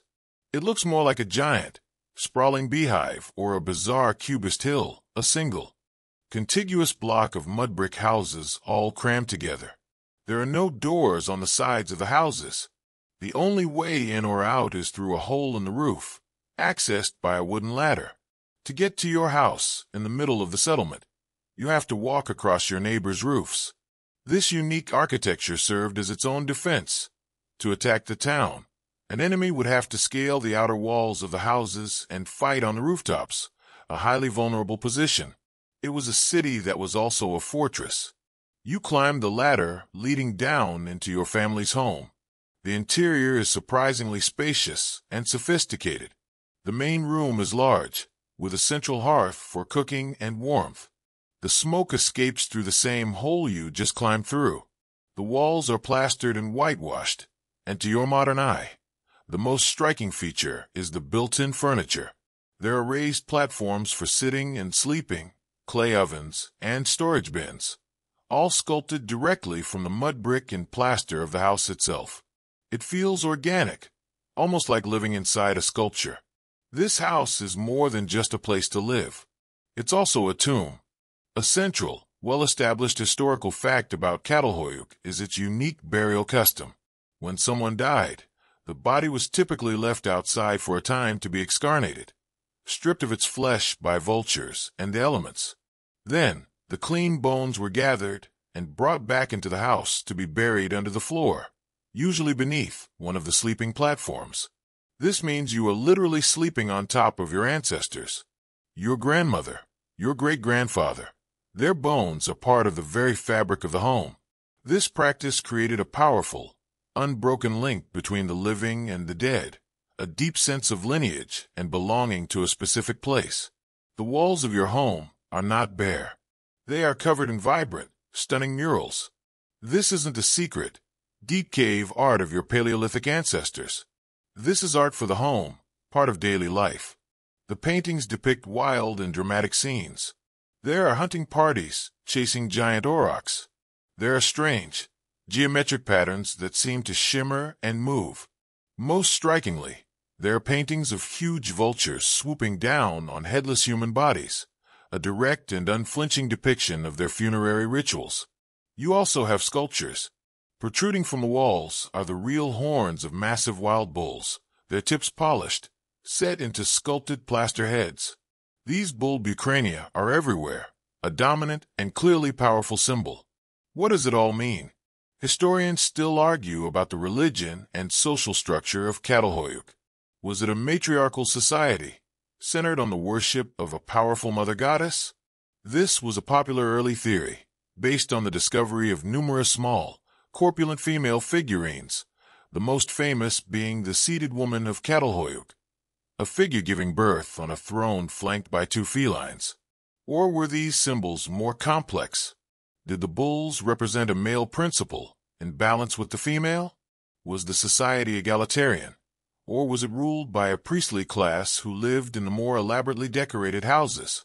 The lack of any obvious temples or palaces makes the social structure a deep mystery. A quirky and fascinating tidbit is the history house phenomenon. Archaeologists noticed that some houses were rebuilt over and over again in the exact same spot, for as long as 1,000 years. With each rebuilding, they would carefully excavate and rebury the ancestral bones from the previous foundation, and sometimes even replicate the murals from the old house in the new one. This suggests a powerful sense of a specific family lineage being tied to a specific physical spot. Your house wasn't just a house. It was the house of your ancestors, stretching back for countless generations. Life is a strange mix of the wild and the domestic. You are a farmer, tending your crops of wheat and barley in the fields outside the town. But you are also still a hunter. The murals on your walls are a constant reminder that the wild world, with its powerful and dangerous beasts like the aurochs, is still a central part of your spiritual and economic life. Your diet is a mix of domesticated grains and the wild animals you can hunt, and the wild plants you can gather. You are living in a moment of transition, a bridge between two worlds. You live in a community of thousands of people, It's a level of social density that is entirely new. You have to navigate complex relationships with hundreds of neighbors. You have to cooperate on communal projects, like maintaining the town structure. And you have to find ways to resolve disputes without tearing the whole place apart. It's loud, it's crowded, and it probably smells pretty ripe with all those people and no sanitation system. But it is, for its time, the pinnacle of human achievement. It is a testament to the power of cooperation, a thriving, bustling community built of mud, bone, and belief. From this new model of settled life, the road to the true cities of Mesopotamia is now clear and direct. The seeds of community planted at Catalhoyuk have taken root and are spreading. The technology of farming, pottery, and permanent settlement is a powerful package, and it travels. We're moving again, not just through time but through space. We leave the high plains of Anatolia behind and begin a long, slow migration south and east. We are following the great arc of the Fertile Crescent, a boomerang-shaped region of relatively moist and fertile land in an otherwise arid part of the world. This is the path of destiny, a corridor of green that will guide you towards your final destination. You are part of people on the move, not as nomadic hunters, but as colonists. You are looking for new land. The villages you left behind were becoming crowded, the soil tired from generations of farming. So your family, along with a few others, packed up your seed grain, your stone tools, and your precious pottery, and set out in search of a new home. The journey is long and dangerous. You cross rugged mountains and dry, dusty plains. You trade with, and sometimes fight with, the local hunter-gatherer groups whose ancestral lands you are encroaching upon. You are the unstoppable wave of the future, a carrier of the Neolithic Revolution. Finally, after months of travel, you arrive. You stand on a low hill and look out upon the land that will become the center of the world. Mesopotamia. The name, from Greek, means the land between the rivers.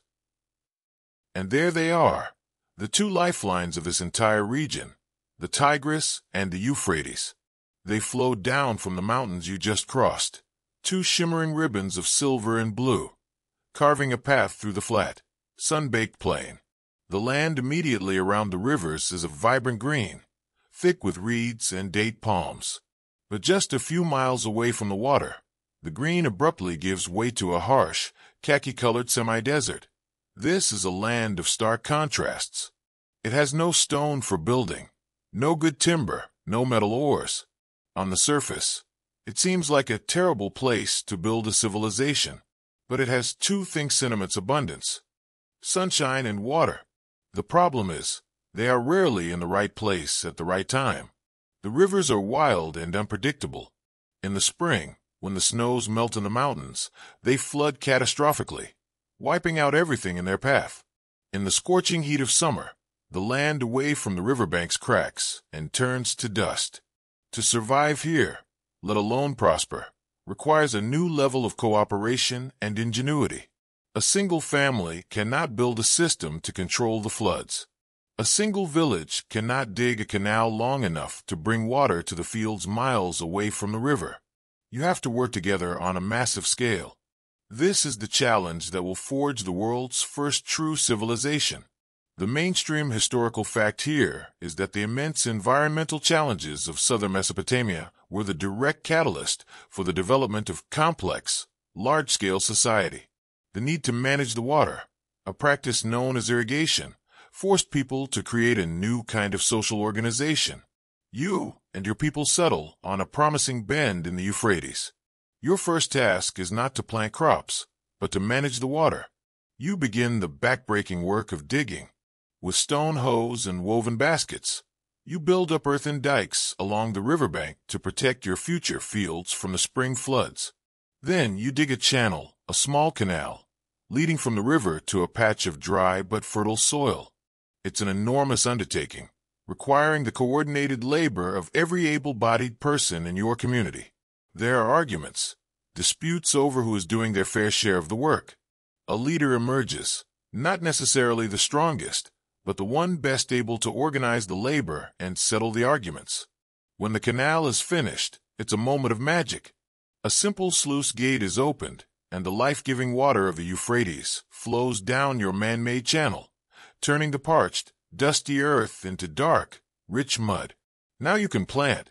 You sow the barley and wheat seeds you brought with you, and the result is a miracle. The combination of the rich alluvial soil, deposited by millennia of floods, and the constant, reliable supply of irrigated water, all supercharged by the relentless sun, produces a harvest beyond your wildest dreams. You are not just getting one crop per year. The growing season is long enough that you can sometimes get two. This is the Mesopotamian secret. The agricultural surplus you can generate here dwarfs anything that was possible in the rain-fed lands you came from. This surplus is the fuel for everything that comes next. It means some people don't have to be farmers. You can have full-time potters, weavers, tool makers, and, most importantly, full-time priests and administrators to manage the increasingly complex system. A quirky detail of this life is the sheer ubiquity of mud. You build your house from mud bricks. You cook in clay, mud pots. You store your grain in clay-lined pits, and you will soon write on clay tablets. Your entire world is shaped from the earth beneath your feet. As your small village grows, it attracts more settlers. The canals are widened and extended. New, smaller villages sprout up along the new waterways. These communities are all linked by their shared reliance on the same irrigation network. What happens in a village upstream directly affects the water supply of a village downstream. This interconnectedness creates the need for a central authority, a regional power that can manage the entire system, ensuring a fair distribution of water and resolving disputes between communities. Historians still argue about the exact sequence of events, a classic chicken and egg problem. Did the need for large-scale irrigation create a powerful priestly class and a centralized state? Or did a powerful state, formed for other reasons like warfare or trade, then use its authority to organize the construction of massive irrigation projects? It was likely a feedback loop, with both evolving together. You are living in what archaeologists call the Abade period, the final chapter of the Neolithic in Mesopotamia. Your village is growing into a town. At the center of the town, you and your neighbors are building something new. It's not just a big house. It's a platform of mud brick, and on top of it, a special, larger building. It's the town's first temple, the house of the local god who you believe provides the water and the bountiful harvests.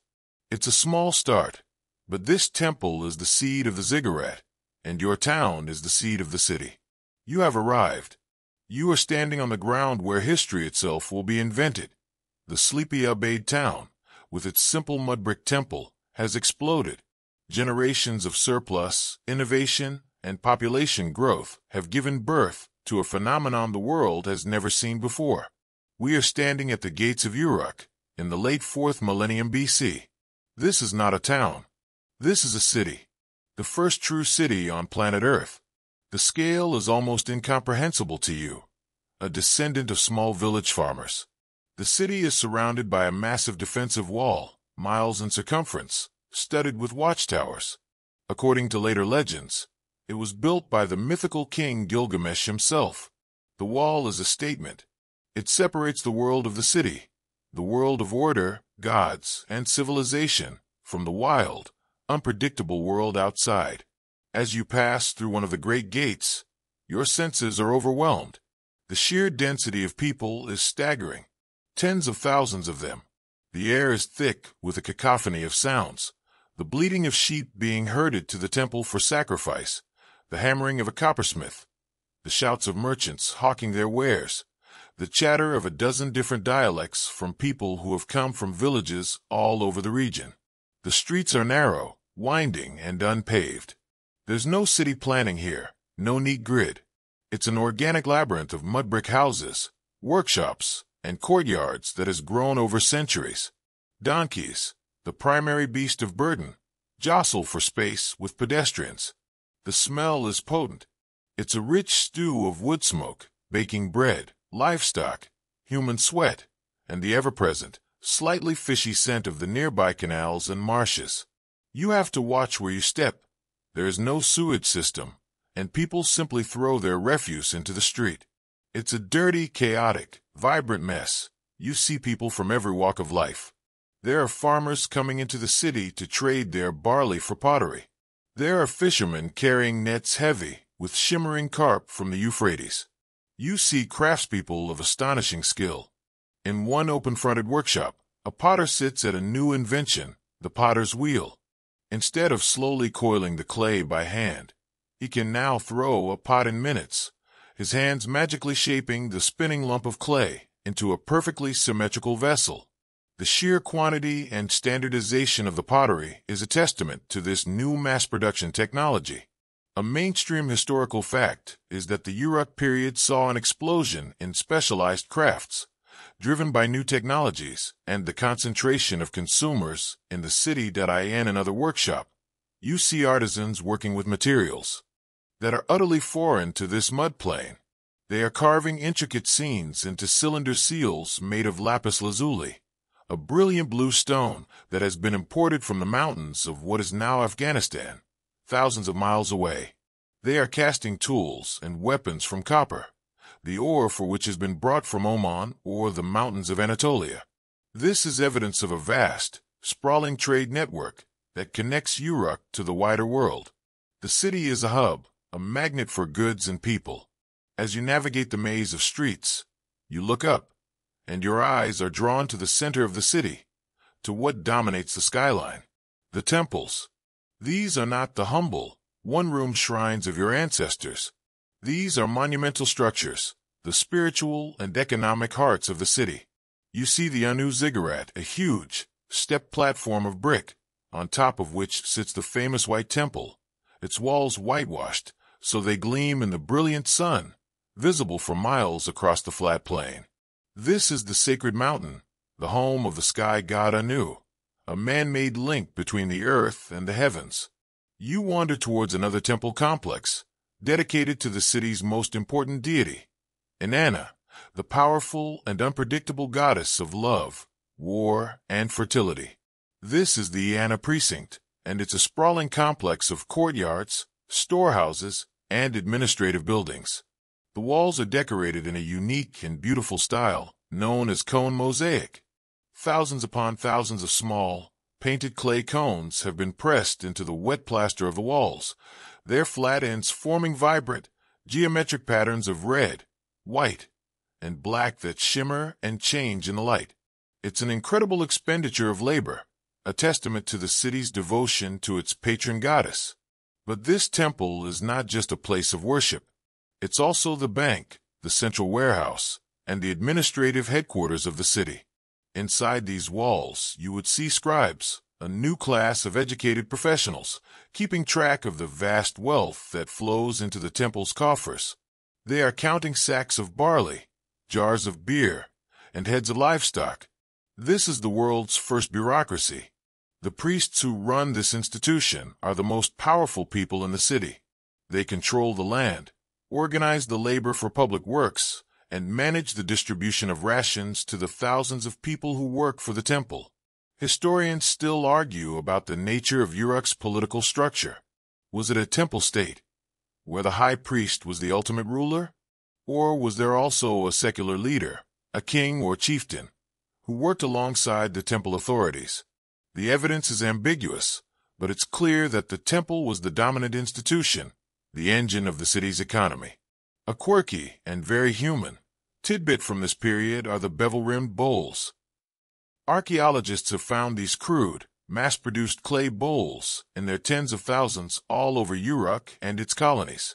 They are all roughly the same size and are made in the quickest, sloppiest way possible. For a long time, no one knew what they were for. The prevailing theory now is that they were disposable ration containers. They were the ancient equivalent of a styrofoam cup, used by the temple to dole out daily portions of grain or beer to its vast workforce. It's a humble object, but it speaks volumes about the new kind of society emerging here, one based on wages, rations, and organized labor. You stand in the shadow of the great ziggurat, overwhelmed by the scale, the noise, the sheer, teeming energy of it all. This is the new world your ancestors unwittingly created when they first chose to plant a seed. It's a world of incredible opportunity, innovation, and artistic achievement. But it's also a world of inequality, bureaucracy, and the loss of individual freedom. It is the template for every city that will ever exist. You are standing inside the Anna Temple precinct in Uruk, watching a man work. He is not a priest or a stonemason. He is a scribe, and he is engaged in an act that is, in its own way, more revolutionary than building a ziggurat. He is writing. He sits cross-legged on a mat, a slab of wet, smooth clay in his left hand. In his right, he holds a stylus, a piece of reed sharpened to a point. He is surrounded by the bustling activity of the temple economy. A train of workers arrives, carrying sacks of barley from a recent harvest. A supervisor, a man with an air of authority, calls out the numbers. From the field of Enlil's glory, 283 sacks. The scribe listens intently. Then, he presses the tip of his stylus into the wet clay. He is not drawing a picture of a sack of barley. He is making a series of abstract marks. He works quickly, his hands a blur of practiced motion. When he is finished, he has created a small, permanent record of the transaction, a receipt.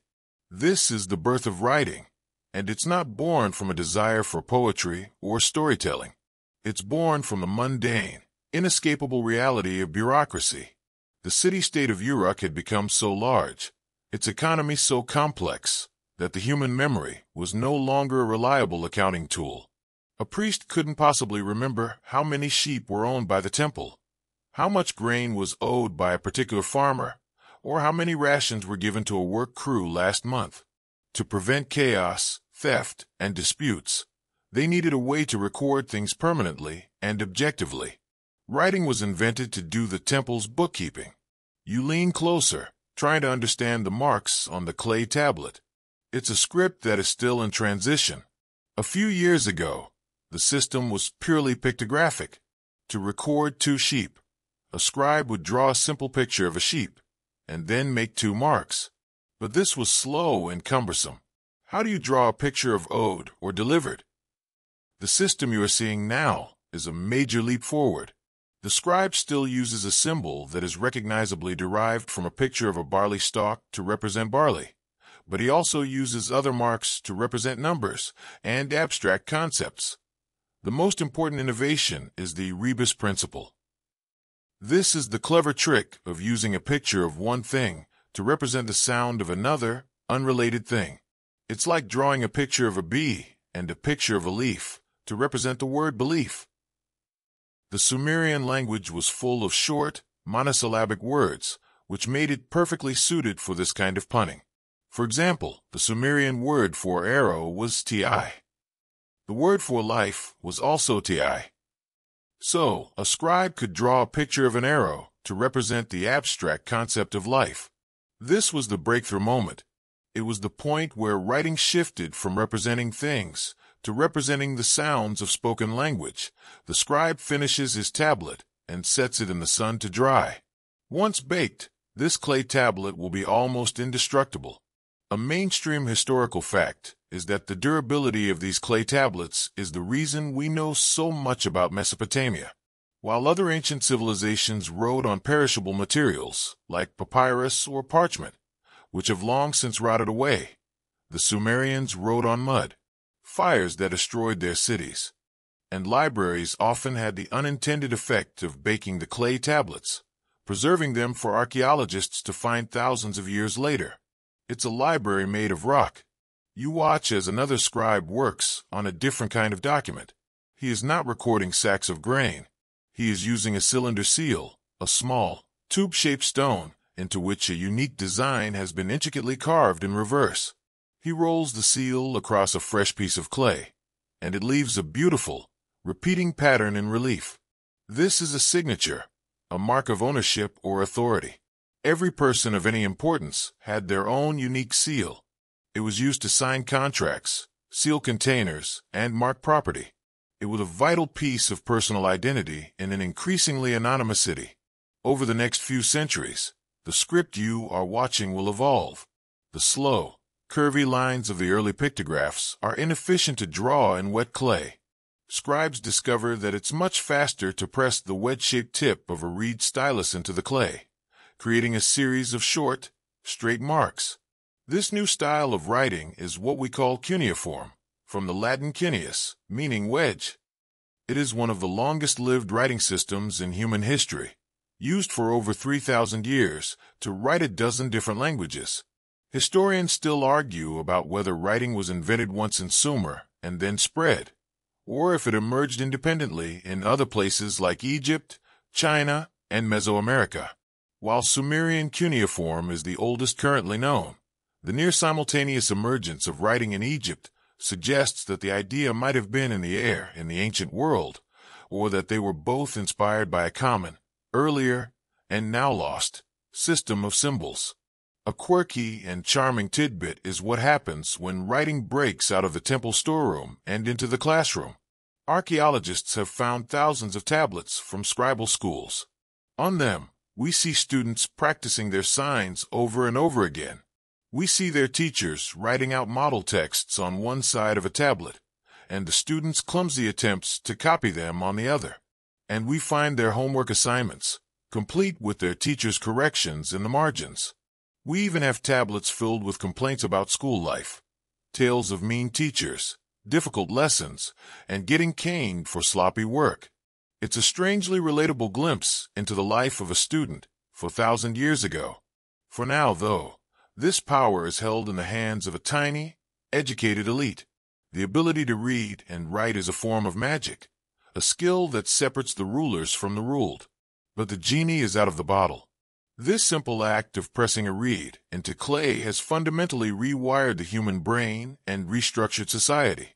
It allows for the creation of laws, the recording of history, the transmission of knowledge across generations, and eventually, the writing of epic poems like the one about the king who built these very walls. The story of Gilgamesh can now be told forever. The air in the city of Uruk is not empty. It is thick with unseen forces, with divine beings whose whims dictate every aspect of your life. The ziggurat piercing the sky is not just a monument. It is a literal connecting point to their world. The priests you see bustling through the temple courtyards are not just administrators. They are the servants and mouthpieces of these awesome and terrifying powers. You live in a world that is saturated with the divine. To understand Sumer, you must understand its gods. The Sumerian pantheon is a vast, complex, and often contradictory family of deities. There isn't a single neat theology. Each city had its own patron god or goddess, who was considered its primary owner and protector, and the importance of different gods would rise and fall with the political fortunes of their home cities. However, there was a core group of major players who were recognized across all of Mesopotamia. At the very top of the hierarchy is an Anu, the god of the sky and the heavens. He is the great father, the ultimate authority, but he is also distant and remote, a bit like a celestial chairman of the board who doesn't get involved in the day-to-day operations.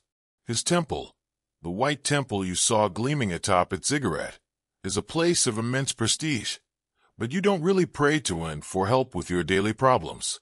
The god who really runs the show is Enlil. His name means Lord Wind or Lord Air, and he is the god of the atmosphere, of storms, and of the forces of nature. He is the most powerful and respected of the gods, but also the most feared. Enlil is capricious, unpredictable, and often wrathful. It is Enlil who sends the devastating floods that can wipe out your crops and your city. It is Enlil who enforces the decrees of the gods, and his judgment is swift and absolute. In the Sumerian flood myth, the story that would later be adapted into the biblical tale of Noah, it is Enlil who gets annoyed with the noise of humanity and decides to wipe them all out. He is not a god of love or comfort. He is a god of raw, untamable power, a perfect reflection of the violent and unpredictable Mesopotamian climate. Then there's Enki, known as Ea to the later Babylonians, the god of the Abzu, the primordial freshwater ocean that was believed to exist deep beneath the earth. Enki is the god of wisdom, magic, arts, and crafts. He is a trickster figure, clever and cunning, and often a friend to humanity. In that same flood myth, it is Enki who secretly warns the hero, called Usadra or Utnapishtim, depending on the version, to build a boat and save himself, thus defying Enlil's decree. When your well provides clean water, when a craftsman creates a beautiful piece of pottery, when a scribe masters the art of writing, that is the influence of Enki. And, of course, there is Inanna, later known as Ishtar, the goddess you saw worshipped in the Great Eanna precinct. She is arguably the most vibrant and complex of all the Sumerian deities. She is the goddess of love, beauty, and sexual desire, a force of irresistible passion. But she is also the goddess of war, a bloodthirsty and ambitious deity who revels in battle. She is a bundle of contradictions, nurturing and destructive, loving and vengeful. A mainstream historical fact is that the cycle of poems about Inanna, especially her famous Descent to the Underworld, are among the earliest and most powerful works of literature in human history. They tell the story of her journey into the realm of the dead to challenge her sister, Ereshkigal, a tale of ambition, loss, and the cycle of life and death. Your personal relationship with these gods is one of fearful reverence. You make offerings at the temple, a portion of your barley harvest, a small clay figurine, perhaps a lamb if you can afford it, not so much to ask for blessings, but to appease them and ward off their anger. You believe that humanity was created for one purpose and one purpose only, to be the slaves of the gods. You exist to feed them, clothe them, and build them magnificent houses, so they don't have to do the work themselves. This is not a philosophy of empowerment. It's a worldview born from a deep-seated anxiety, a feeling of being utterly at the mercy of forces beyond your control. Historians still argue about the extent to which the average Sumerian truly believed in the intricate details of this state-sponsored theology. Was your personal religion more focused on local spirits, household gods, and ancestor veneration? It almost certainly was. You probably had small idols in your own home representing your family's personal guardian deities, to whom you would make small, daily offerings. This brings us to a quirky and slightly unsettling aspect of Sumerian belief: demons. The world was not just populated by gods. It was swarming with a host of malevolent spirits, ghosts, and demons who could bring sickness, misfortune, and death. There was Lamashtu, a terrifying female demon who snatched and killed babies. There were the Gala demons, the bailiffs of the underworld, who dragged mortals down to the land of the dead. You believed that a headache, a fever, or a bit of bad luck was not a natural occurrence, but the work of a specific demon. A significant portion of your religious life was spent on protective magic, wearing amulets, reciting incantations, and participating in rituals designed to ward off these unseen evils. You might call upon a specialist, an asapu or exorcist, to perform a complex ceremony to drive the demon from your house or your body. It's a reminder that for all the grand ziggurats and high theology, daily life was governed by a much more immediate and personal set of fears. As you stand in the temple courtyard, the smell of incense and roasting sacrificial meat heavy in the air, you feel small and insignificant. You are a tiny cog in a massive cosmic machine, a servant to gods who are as beautiful and creative as they are destructive and indifferent. Your life is a constant effort to maintain the delicate balance, to keep the divine powers happy, and to protect yourself from the countless things that go bump in the night. But let's leave the grand, intimidating temples and the noisy, chaotic city streets behind. Let's follow an ordinary Sumerian, a man named Uarnama, a common name, not the famous king, as he heads home after a long day working on a canal digging project for the temple. We want to see what life is like not for the priests or the scribes, but for the vast majority of people who made up this civilization. Uarnama's house is located in a dense, residential cluster not far from the city wall. To get to it, he has to navigate a warren of narrow, twisting alleyways. There are no street names, no house numbers. You knew your way around by memory and landmarks: the house with the broken pot out front, the alley that smells like donkey. He arrives at a plain, windowless mud brick wall, and pushes open a low wooden door, stooping to enter. The house is built around a central, open-air courtyard. This is the heart of the home, the main living and working space. It provides light and ventilation to the surrounding rooms and offers a private, secure space away from the prying eyes of the neighbors. In the courtyard, his wife is grinding barley between two large stones, a physically demanding task that is a daily ritual in every household. His children are playing with small clay toys, a model of a chariot, a figurine of a sheep. His elderly mother sits in a sliver of shade, weaving wool into coarse cloth on a simple vertical loom.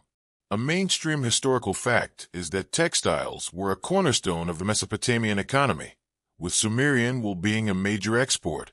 Much of this production was done by women working in their own homes or in large, temple-run workshops. The house itself is small but functional. It's likely 2 stories high. The ground floor rooms, which are darker and cooler, are used for storage, for housing animals like chickens or a goat, and as a kitchen area. A steep set of stairs or a ladder leads to the upper floor, where the family sleeps on reed mats, especially during the hot summer nights, when any breeze is a blessing. The furniture is sparse and practical.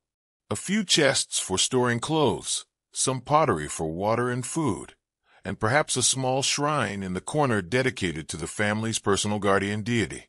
Remember the burials at Catalhoyuk?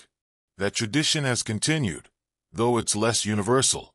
It's still common for family members, especially infants, to be buried in a pit dug into the floor of the house. The home is a multi-generational space for both the living and the dead. For dinner, the family gathers in the courtyard. The meal is simple and, by our standards, monotonous. The absolute staple of the Sumerian diet is barley. Uarnama's wife has used the flour she just ground to make unleavened flatbread, cooked on a hot clay oven. The other main dish is a thick, nutritious porridge or stew, also made from barley, perhaps with some lentils, chickpeas, or beans mixed in. For flavor, they use onions, garlic, and leeks, which grow easily in their small, irrigated garden plot. Meat is a luxury, reserved for religious festivals or special occasions when the temple would distribute the meat from sacrifices. More common sources of protein are fish, which are plentiful in the canals, and poultry. But the most important item on the menu is beer. Everyone drinks beer, from the highest priest to the youngest child, though the children's beer would have a much lower alcohol content. Sumerian beer was thick, soupy, and nutritious, more like a liquid bread than the filtered beverage we drink today. It was a vital source of calories, vitamins, and, most importantly, it was safer to drink than the often contaminated water from the canals. They drank it from special jars using long straws, both to bypass the chunks of grain and bread mash floating on the surface, and to share a single large vessel in a communal, social setting. A quirky detail is that the Sumerians had a goddess of beer, Ninkasi, and the hymn to Ninkasi is a surviving text that is essentially a recipe for brewing beer, framed as a song of praise. After dinner, as dusk settles, the family might relax in the courtyard. There's no television, no internet, no books for popular entertainment. They would talk, tell stories, or play simple board games. Archaeologists have found examples of the royal game of UR, a beautifully inlaid board game, in the royal tombs, but simpler, scratched-out versions were likely played by everyone. Life is governed by strict social customs and patriarchal norms. Uarnama is the head of the household, and his wife and children are his legal dependents. Marriages were arranged, a contract between the groom and the bride's father, usually sealed with a gift of silver. A woman's primary role was to bear children, especially sons, to carry on the family line and to care for the parents in their old age. While women had some legal rights, they could own property, run businesses, and act as witnesses in court. Their lives were far more circumscribed than men's. Historians still argue about the literacy rate in ancient Sumer. The vast majority of people, including Uarnama and his family, were illiterate. The complex cuneiform script took years of dedicated study to. master, and was the exclusive domain of professional scribes. This created a huge power imbalance. If you had a legal dispute or needed to make a contract, you were completely dependent on a scribe to read and write for you, trusting that he was representing your interests accurately. Life for Uarnama is a grind. It's a life of hard physical labor, of obedience to the gods and the temple, of simple food and simple pleasures. But it is also a life of community, of family, and of a deep, grounding connection to this place. This city is home. It's a far cry from the life of his hunter-gatherer ancestors, but it has its own stability and its own quiet dignity. It is the life of the ordinary person upon whose back all the glories of civilization are built. As you walk through the bustling streets of Uruk, you realize this city is more than just a collection of people and mud brick houses. It's a machine, a complex, interconnected system for organizing life. And like any machine, it produces things. It produces goods, social structures, and ideas, some of them brilliant and world-changing, others less so. Let's take a look at the incredible inventions and the unfortunate side effects of this new urban experiment. The most visibly transformative invention is rolling right past you, squeaking and groaning under the weight of a heavy load of grain sacks. It's a cart, pulled by a pair of oxen, and it's moving on one of the most significant pieces of technology ever conceived, the wheel. A mainstream historical fact is that the wheel was not first invented for transportation. The earliest evidence for the wheel, from Mesopotamia and Eastern Europe around 3500 BC, is actually for the potter's wheel.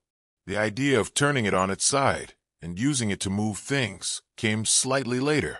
The first wheeled vehicles were not sleek, spoked-wheel chariots. They were clumsy, solid-wheeled carts like the one in front of you, made from 3 solid planks of wood clamped together.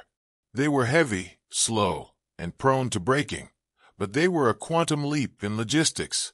One person with an ox cart could transport many times more weight than a person with a donkey, fundamentally changing the scale of trade, agriculture, and construction. You follow the cart as it rumbles towards the temple granaries. The process of unloading and recording the grain is a perfect example of another, less tangible, Sumerian invention, bureaucracy. You remember the scribe from earlier, pressing his stylus into the clay. That single act is the foundation of a whole system of administration. The temple bureaucracy is responsible for everything from collecting taxes, paid in goods, not money, to managing vast agricultural estates and funding public works. They invented standardized weights and measures, like the gur for volume and the mina for weight, to ensure fairness and consistency in trade. They created the first written law codes, like the famous code of Uarnamu, the king, not our friend from the last section, which laid out punishments for various crimes and regulated contracts and family law. This was a revolutionary idea, that justice should be based on a written, publicly accessible standard, rather than the arbitrary whim of a powerful individual. Of course, with bureaucracy comes a rather unfortunate side effect, paperwork, and lots of it. The sheer volume of cuneiform tablets dealing with administrative matters is staggering. We have tablets recording the sale of a single goat, lists of workers who showed up for their shift, and complaints about shoddy copper deliveries. It seems that as soon as you invent writing, you also invent red tape. The cart has been unloaded, and the driver now heads to a nearby tavern to collect his payment.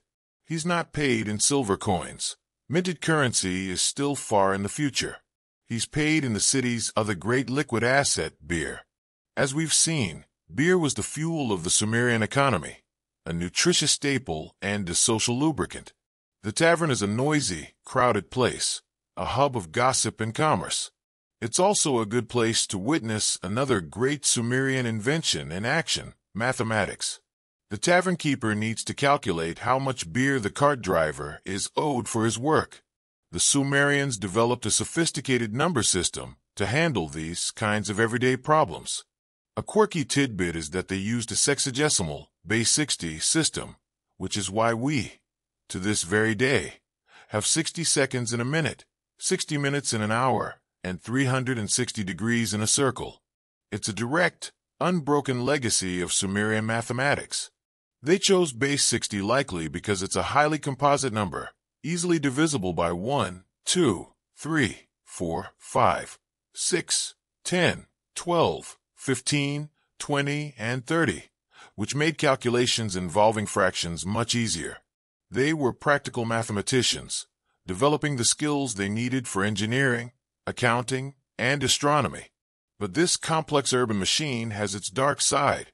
The concentration of so many people in one place creates unprecedented social stratification. You see it everywhere. You see the well-fed priest, in his fine linen robes, walk past a gaunt-looking laborer in a coarse woolen kilt. The invention of surplus and wealth has inevitably led to the invention of poverty.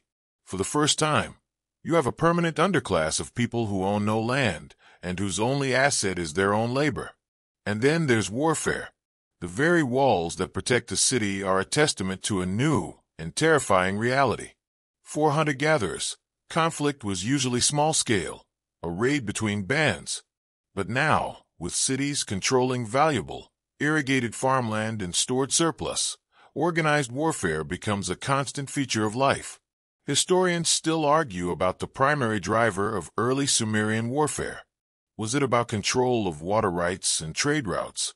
Or was it driven by the ambitions of powerful new leaders, kings, who used military conquest to forge larger political states? Whatever the cause, the result is depicted with grim clarity on monuments like the Stele of the Vultures, which shows phalanxes of helmeted Sumerian soldiers marching over the naked bodies of their defeated enemies. The city, which offered protection from the wild, had created a new and more terrible predator, the organized army.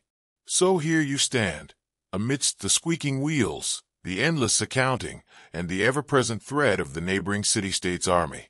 The Sumerian experiment is a package deal. The wheel comes with the rutted road. Beer comes with the tavern brawl. And the glorious, world-changing invention of the city comes with bureaucracy, inequality, and war. It's a complicated, messy, and deeply human legacy. The city you now stand in is not the boisterous, confident Uruk of its youth. This is Ur in its final, glorious twilight. We are in the late 3rd millennium BC, during a period historians will call the 3rd dynasty of Ur, or the Sumerian Renaissance. The city is magnificent, more organized and grander than Uruk ever was. At its heart rises the great ziggurat of Ur, a colossal, 3-tiered mountain of brick dedicated to the moon god Nana. It is a masterpiece of engineering and a symbol of immense power. But the power feels brittle. The walls of the city are thicker than ever, the soldiers on the ramparts more numerous. The glory of Sumer is now a defensive crouch. The centuries have not been kind. The story of Sumer is the story of squabbling siblings. For hundreds of years, the city-states, Uruk, Ur, Lagash, Kish, were locked in a near-constant cycle of war with one another. They fought over patches of farmland, over access to canals, over commercial dominance, and most of all, over pride. This endless internal conflict bled them of resources and manpower. It created a political landscape so fractured and exhausted that it was ripe for conquest. And the conquerors came. First, it was Sargon of Akkad, a man from the north who wasn't Sumerian. He swept down the river and, for the first time, united all of Mesopotamia into a single empire. A mainstream historical fact is that Sargon's Akkadian Empire represents the end of Sumerian political independence. Though the Sumerians would briefly regain control during this renaissance in Ur, the precedent was set. The era of the independent city-state was over. The future belonged to empires. But the invaders are not the only enemy. A more insidious foe is attacking from within, from the very soil itself. You walk out of the city gates to the fields that are supposed to be the source of Ur's wealth. You see something that frightens you. In patches, the ground is covered with a fine, white crust, like a winter frost that never melts. It is salt. For 1,000 years, you and your ancestors have been diverting the fresh water of the Euphrates to irrigate your fields. But that river water contains small amounts of dissolved mineral salts. In this hot, Dry climate, the water evaporates quickly, leaving the salt behind. Year after year, century after century, the salt has been building up in the soil, slowly poisoning the land. This is a quirky but devastating tidbit of ecological history. The Sumerians inadvertently engineered their own agricultural collapse. We can track this disaster in the archaeological record. Early Sumerian farmers grew a mix of wheat and barley, but wheat is very sensitive to salt. As the centuries pass and the salinity of the soil increases, we see the farmers planting less and less wheat and more barley, which is a hardier, more salt-tolerant grain. By the time of this final dynasty of Ur, wheat has almost completely vanished from the fields of southern Mesopotamia. They are running out of options. The land is tired. The yields from the barley harvests are shrinking year by year. They still sing the hymn to Ninkasi, the goddess of beer, but the barley needed for her sacred drink is getting harder and harder to grow. This slow decay from within is matched by a new threat from without. From the deserts to the west, a new group of people are arriving, the Amorites. The official court documents of Ur describe them as barbarians, a people who know no grain, who digs up truffles, who does not bend his knees, who eats raw flesh, who has no house during his lifetime, who is not buried after his death. They are outsiders, and they are pressing in on all sides. Historians still argue whether the Sumerians ever saw themselves as a unified nation, a single people. It seems they did not. Their loyalty was to their city, to Ur, to Uruk, to Eridu, not to some abstract concept of Sumer. This is perhaps why they could never truly unite against a common enemy. Their world was a collection of rival city-states, not a nation. The end comes not with a bang, but with a series of whimpers. The crops fail.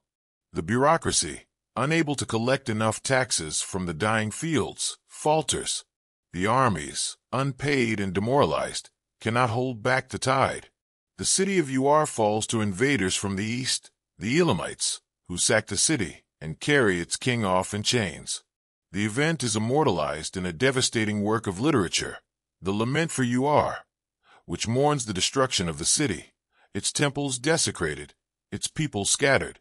You stand in the ruins of a burned-out temple. The air is filled with dust and the smell of defeat. It feels like the end of the world, but it isn't. An Amorite chieftain, now the new ruler of this land, walks through the ruins. He is not just a brute. He understands that the true power of this place was not in its walls, but in its ideas. He looks at a surviving Sumerian scribe, a man whose world has been shattered. The new ruler does not kill him. He gives him a new job. Teach my sons and my scribes your ways. Teach them how to write, how to keep records, how to survey land, how to understand the movements of the stars. Teach them about your gods, your laws, your stories. The political entity of Sumer is dead, but its soul, its culture, is about to be copied and pasted onto every subsequent civilization that will rise in this land. The Babylonians and Assyrians who come next will write their laws and their epics in cuneiform. They will worship Sumerian gods under new, Akkadian names. They will build their own ziggurats. The end of Sumer is truly the end of the beginning. The hardware has been smashed, but the software has just gone open source, and so our long journey comes to a close. We have traveled from a creature huddling in an African tree, to a hunter chasing mammoths across the ice, to a farmer kneeling in the mud of the Fertile Crescent, and finally, to a citizen standing in the shadow of a ziggurat at the very dawn of history. The story of Sumer is not truly over, of course. It echoes faintly in our own lives, a quiet and persistent hum beneath the noise of our modern world. The division of our day into hours, minutes, and seconds, the stories of a great flood and a garden of paradise, the very idea of a written law to govern our societies. All these are the distant, downstream ripples of that first great experiment in civilization between the rivers. The names of the kings and the gods may be forgotten by most, their ziggurats eroded back into the dust from which they were raised, but the fundamental questions they faced: how to live together in large numbers, how to create order from chaos, How to find meaning in a world of terrifying and wondrous forces are the same questions we still ask ourselves today. But those are questions for another time. Now the story is told. The echoes are fading. The light from that ancient world dims, giving way to the gentle. The journey is done. All that remains now is the soft, welcoming stillness of deep and peaceful rest. What if everything we know about the origins of humanity is wrong? As you've just seen, strange artifacts, forbidden texts, and unexplained knowledge hint that the Sumerians may have existed far earlier than we ever imagined, perhaps even before modern humans. Could it be that human civilization is part of a repeating cycle, lost and reborn across millions of years? The answers remain hidden beneath layers of time, buried by sand, secrecy, and fear. But one thing is certain: history is not what we've been told. Thank you for watching. Don't forget to like, comment your thoughts below, and subscribe for more forgotten truths and ancient mysteries that challenge everything we think we know.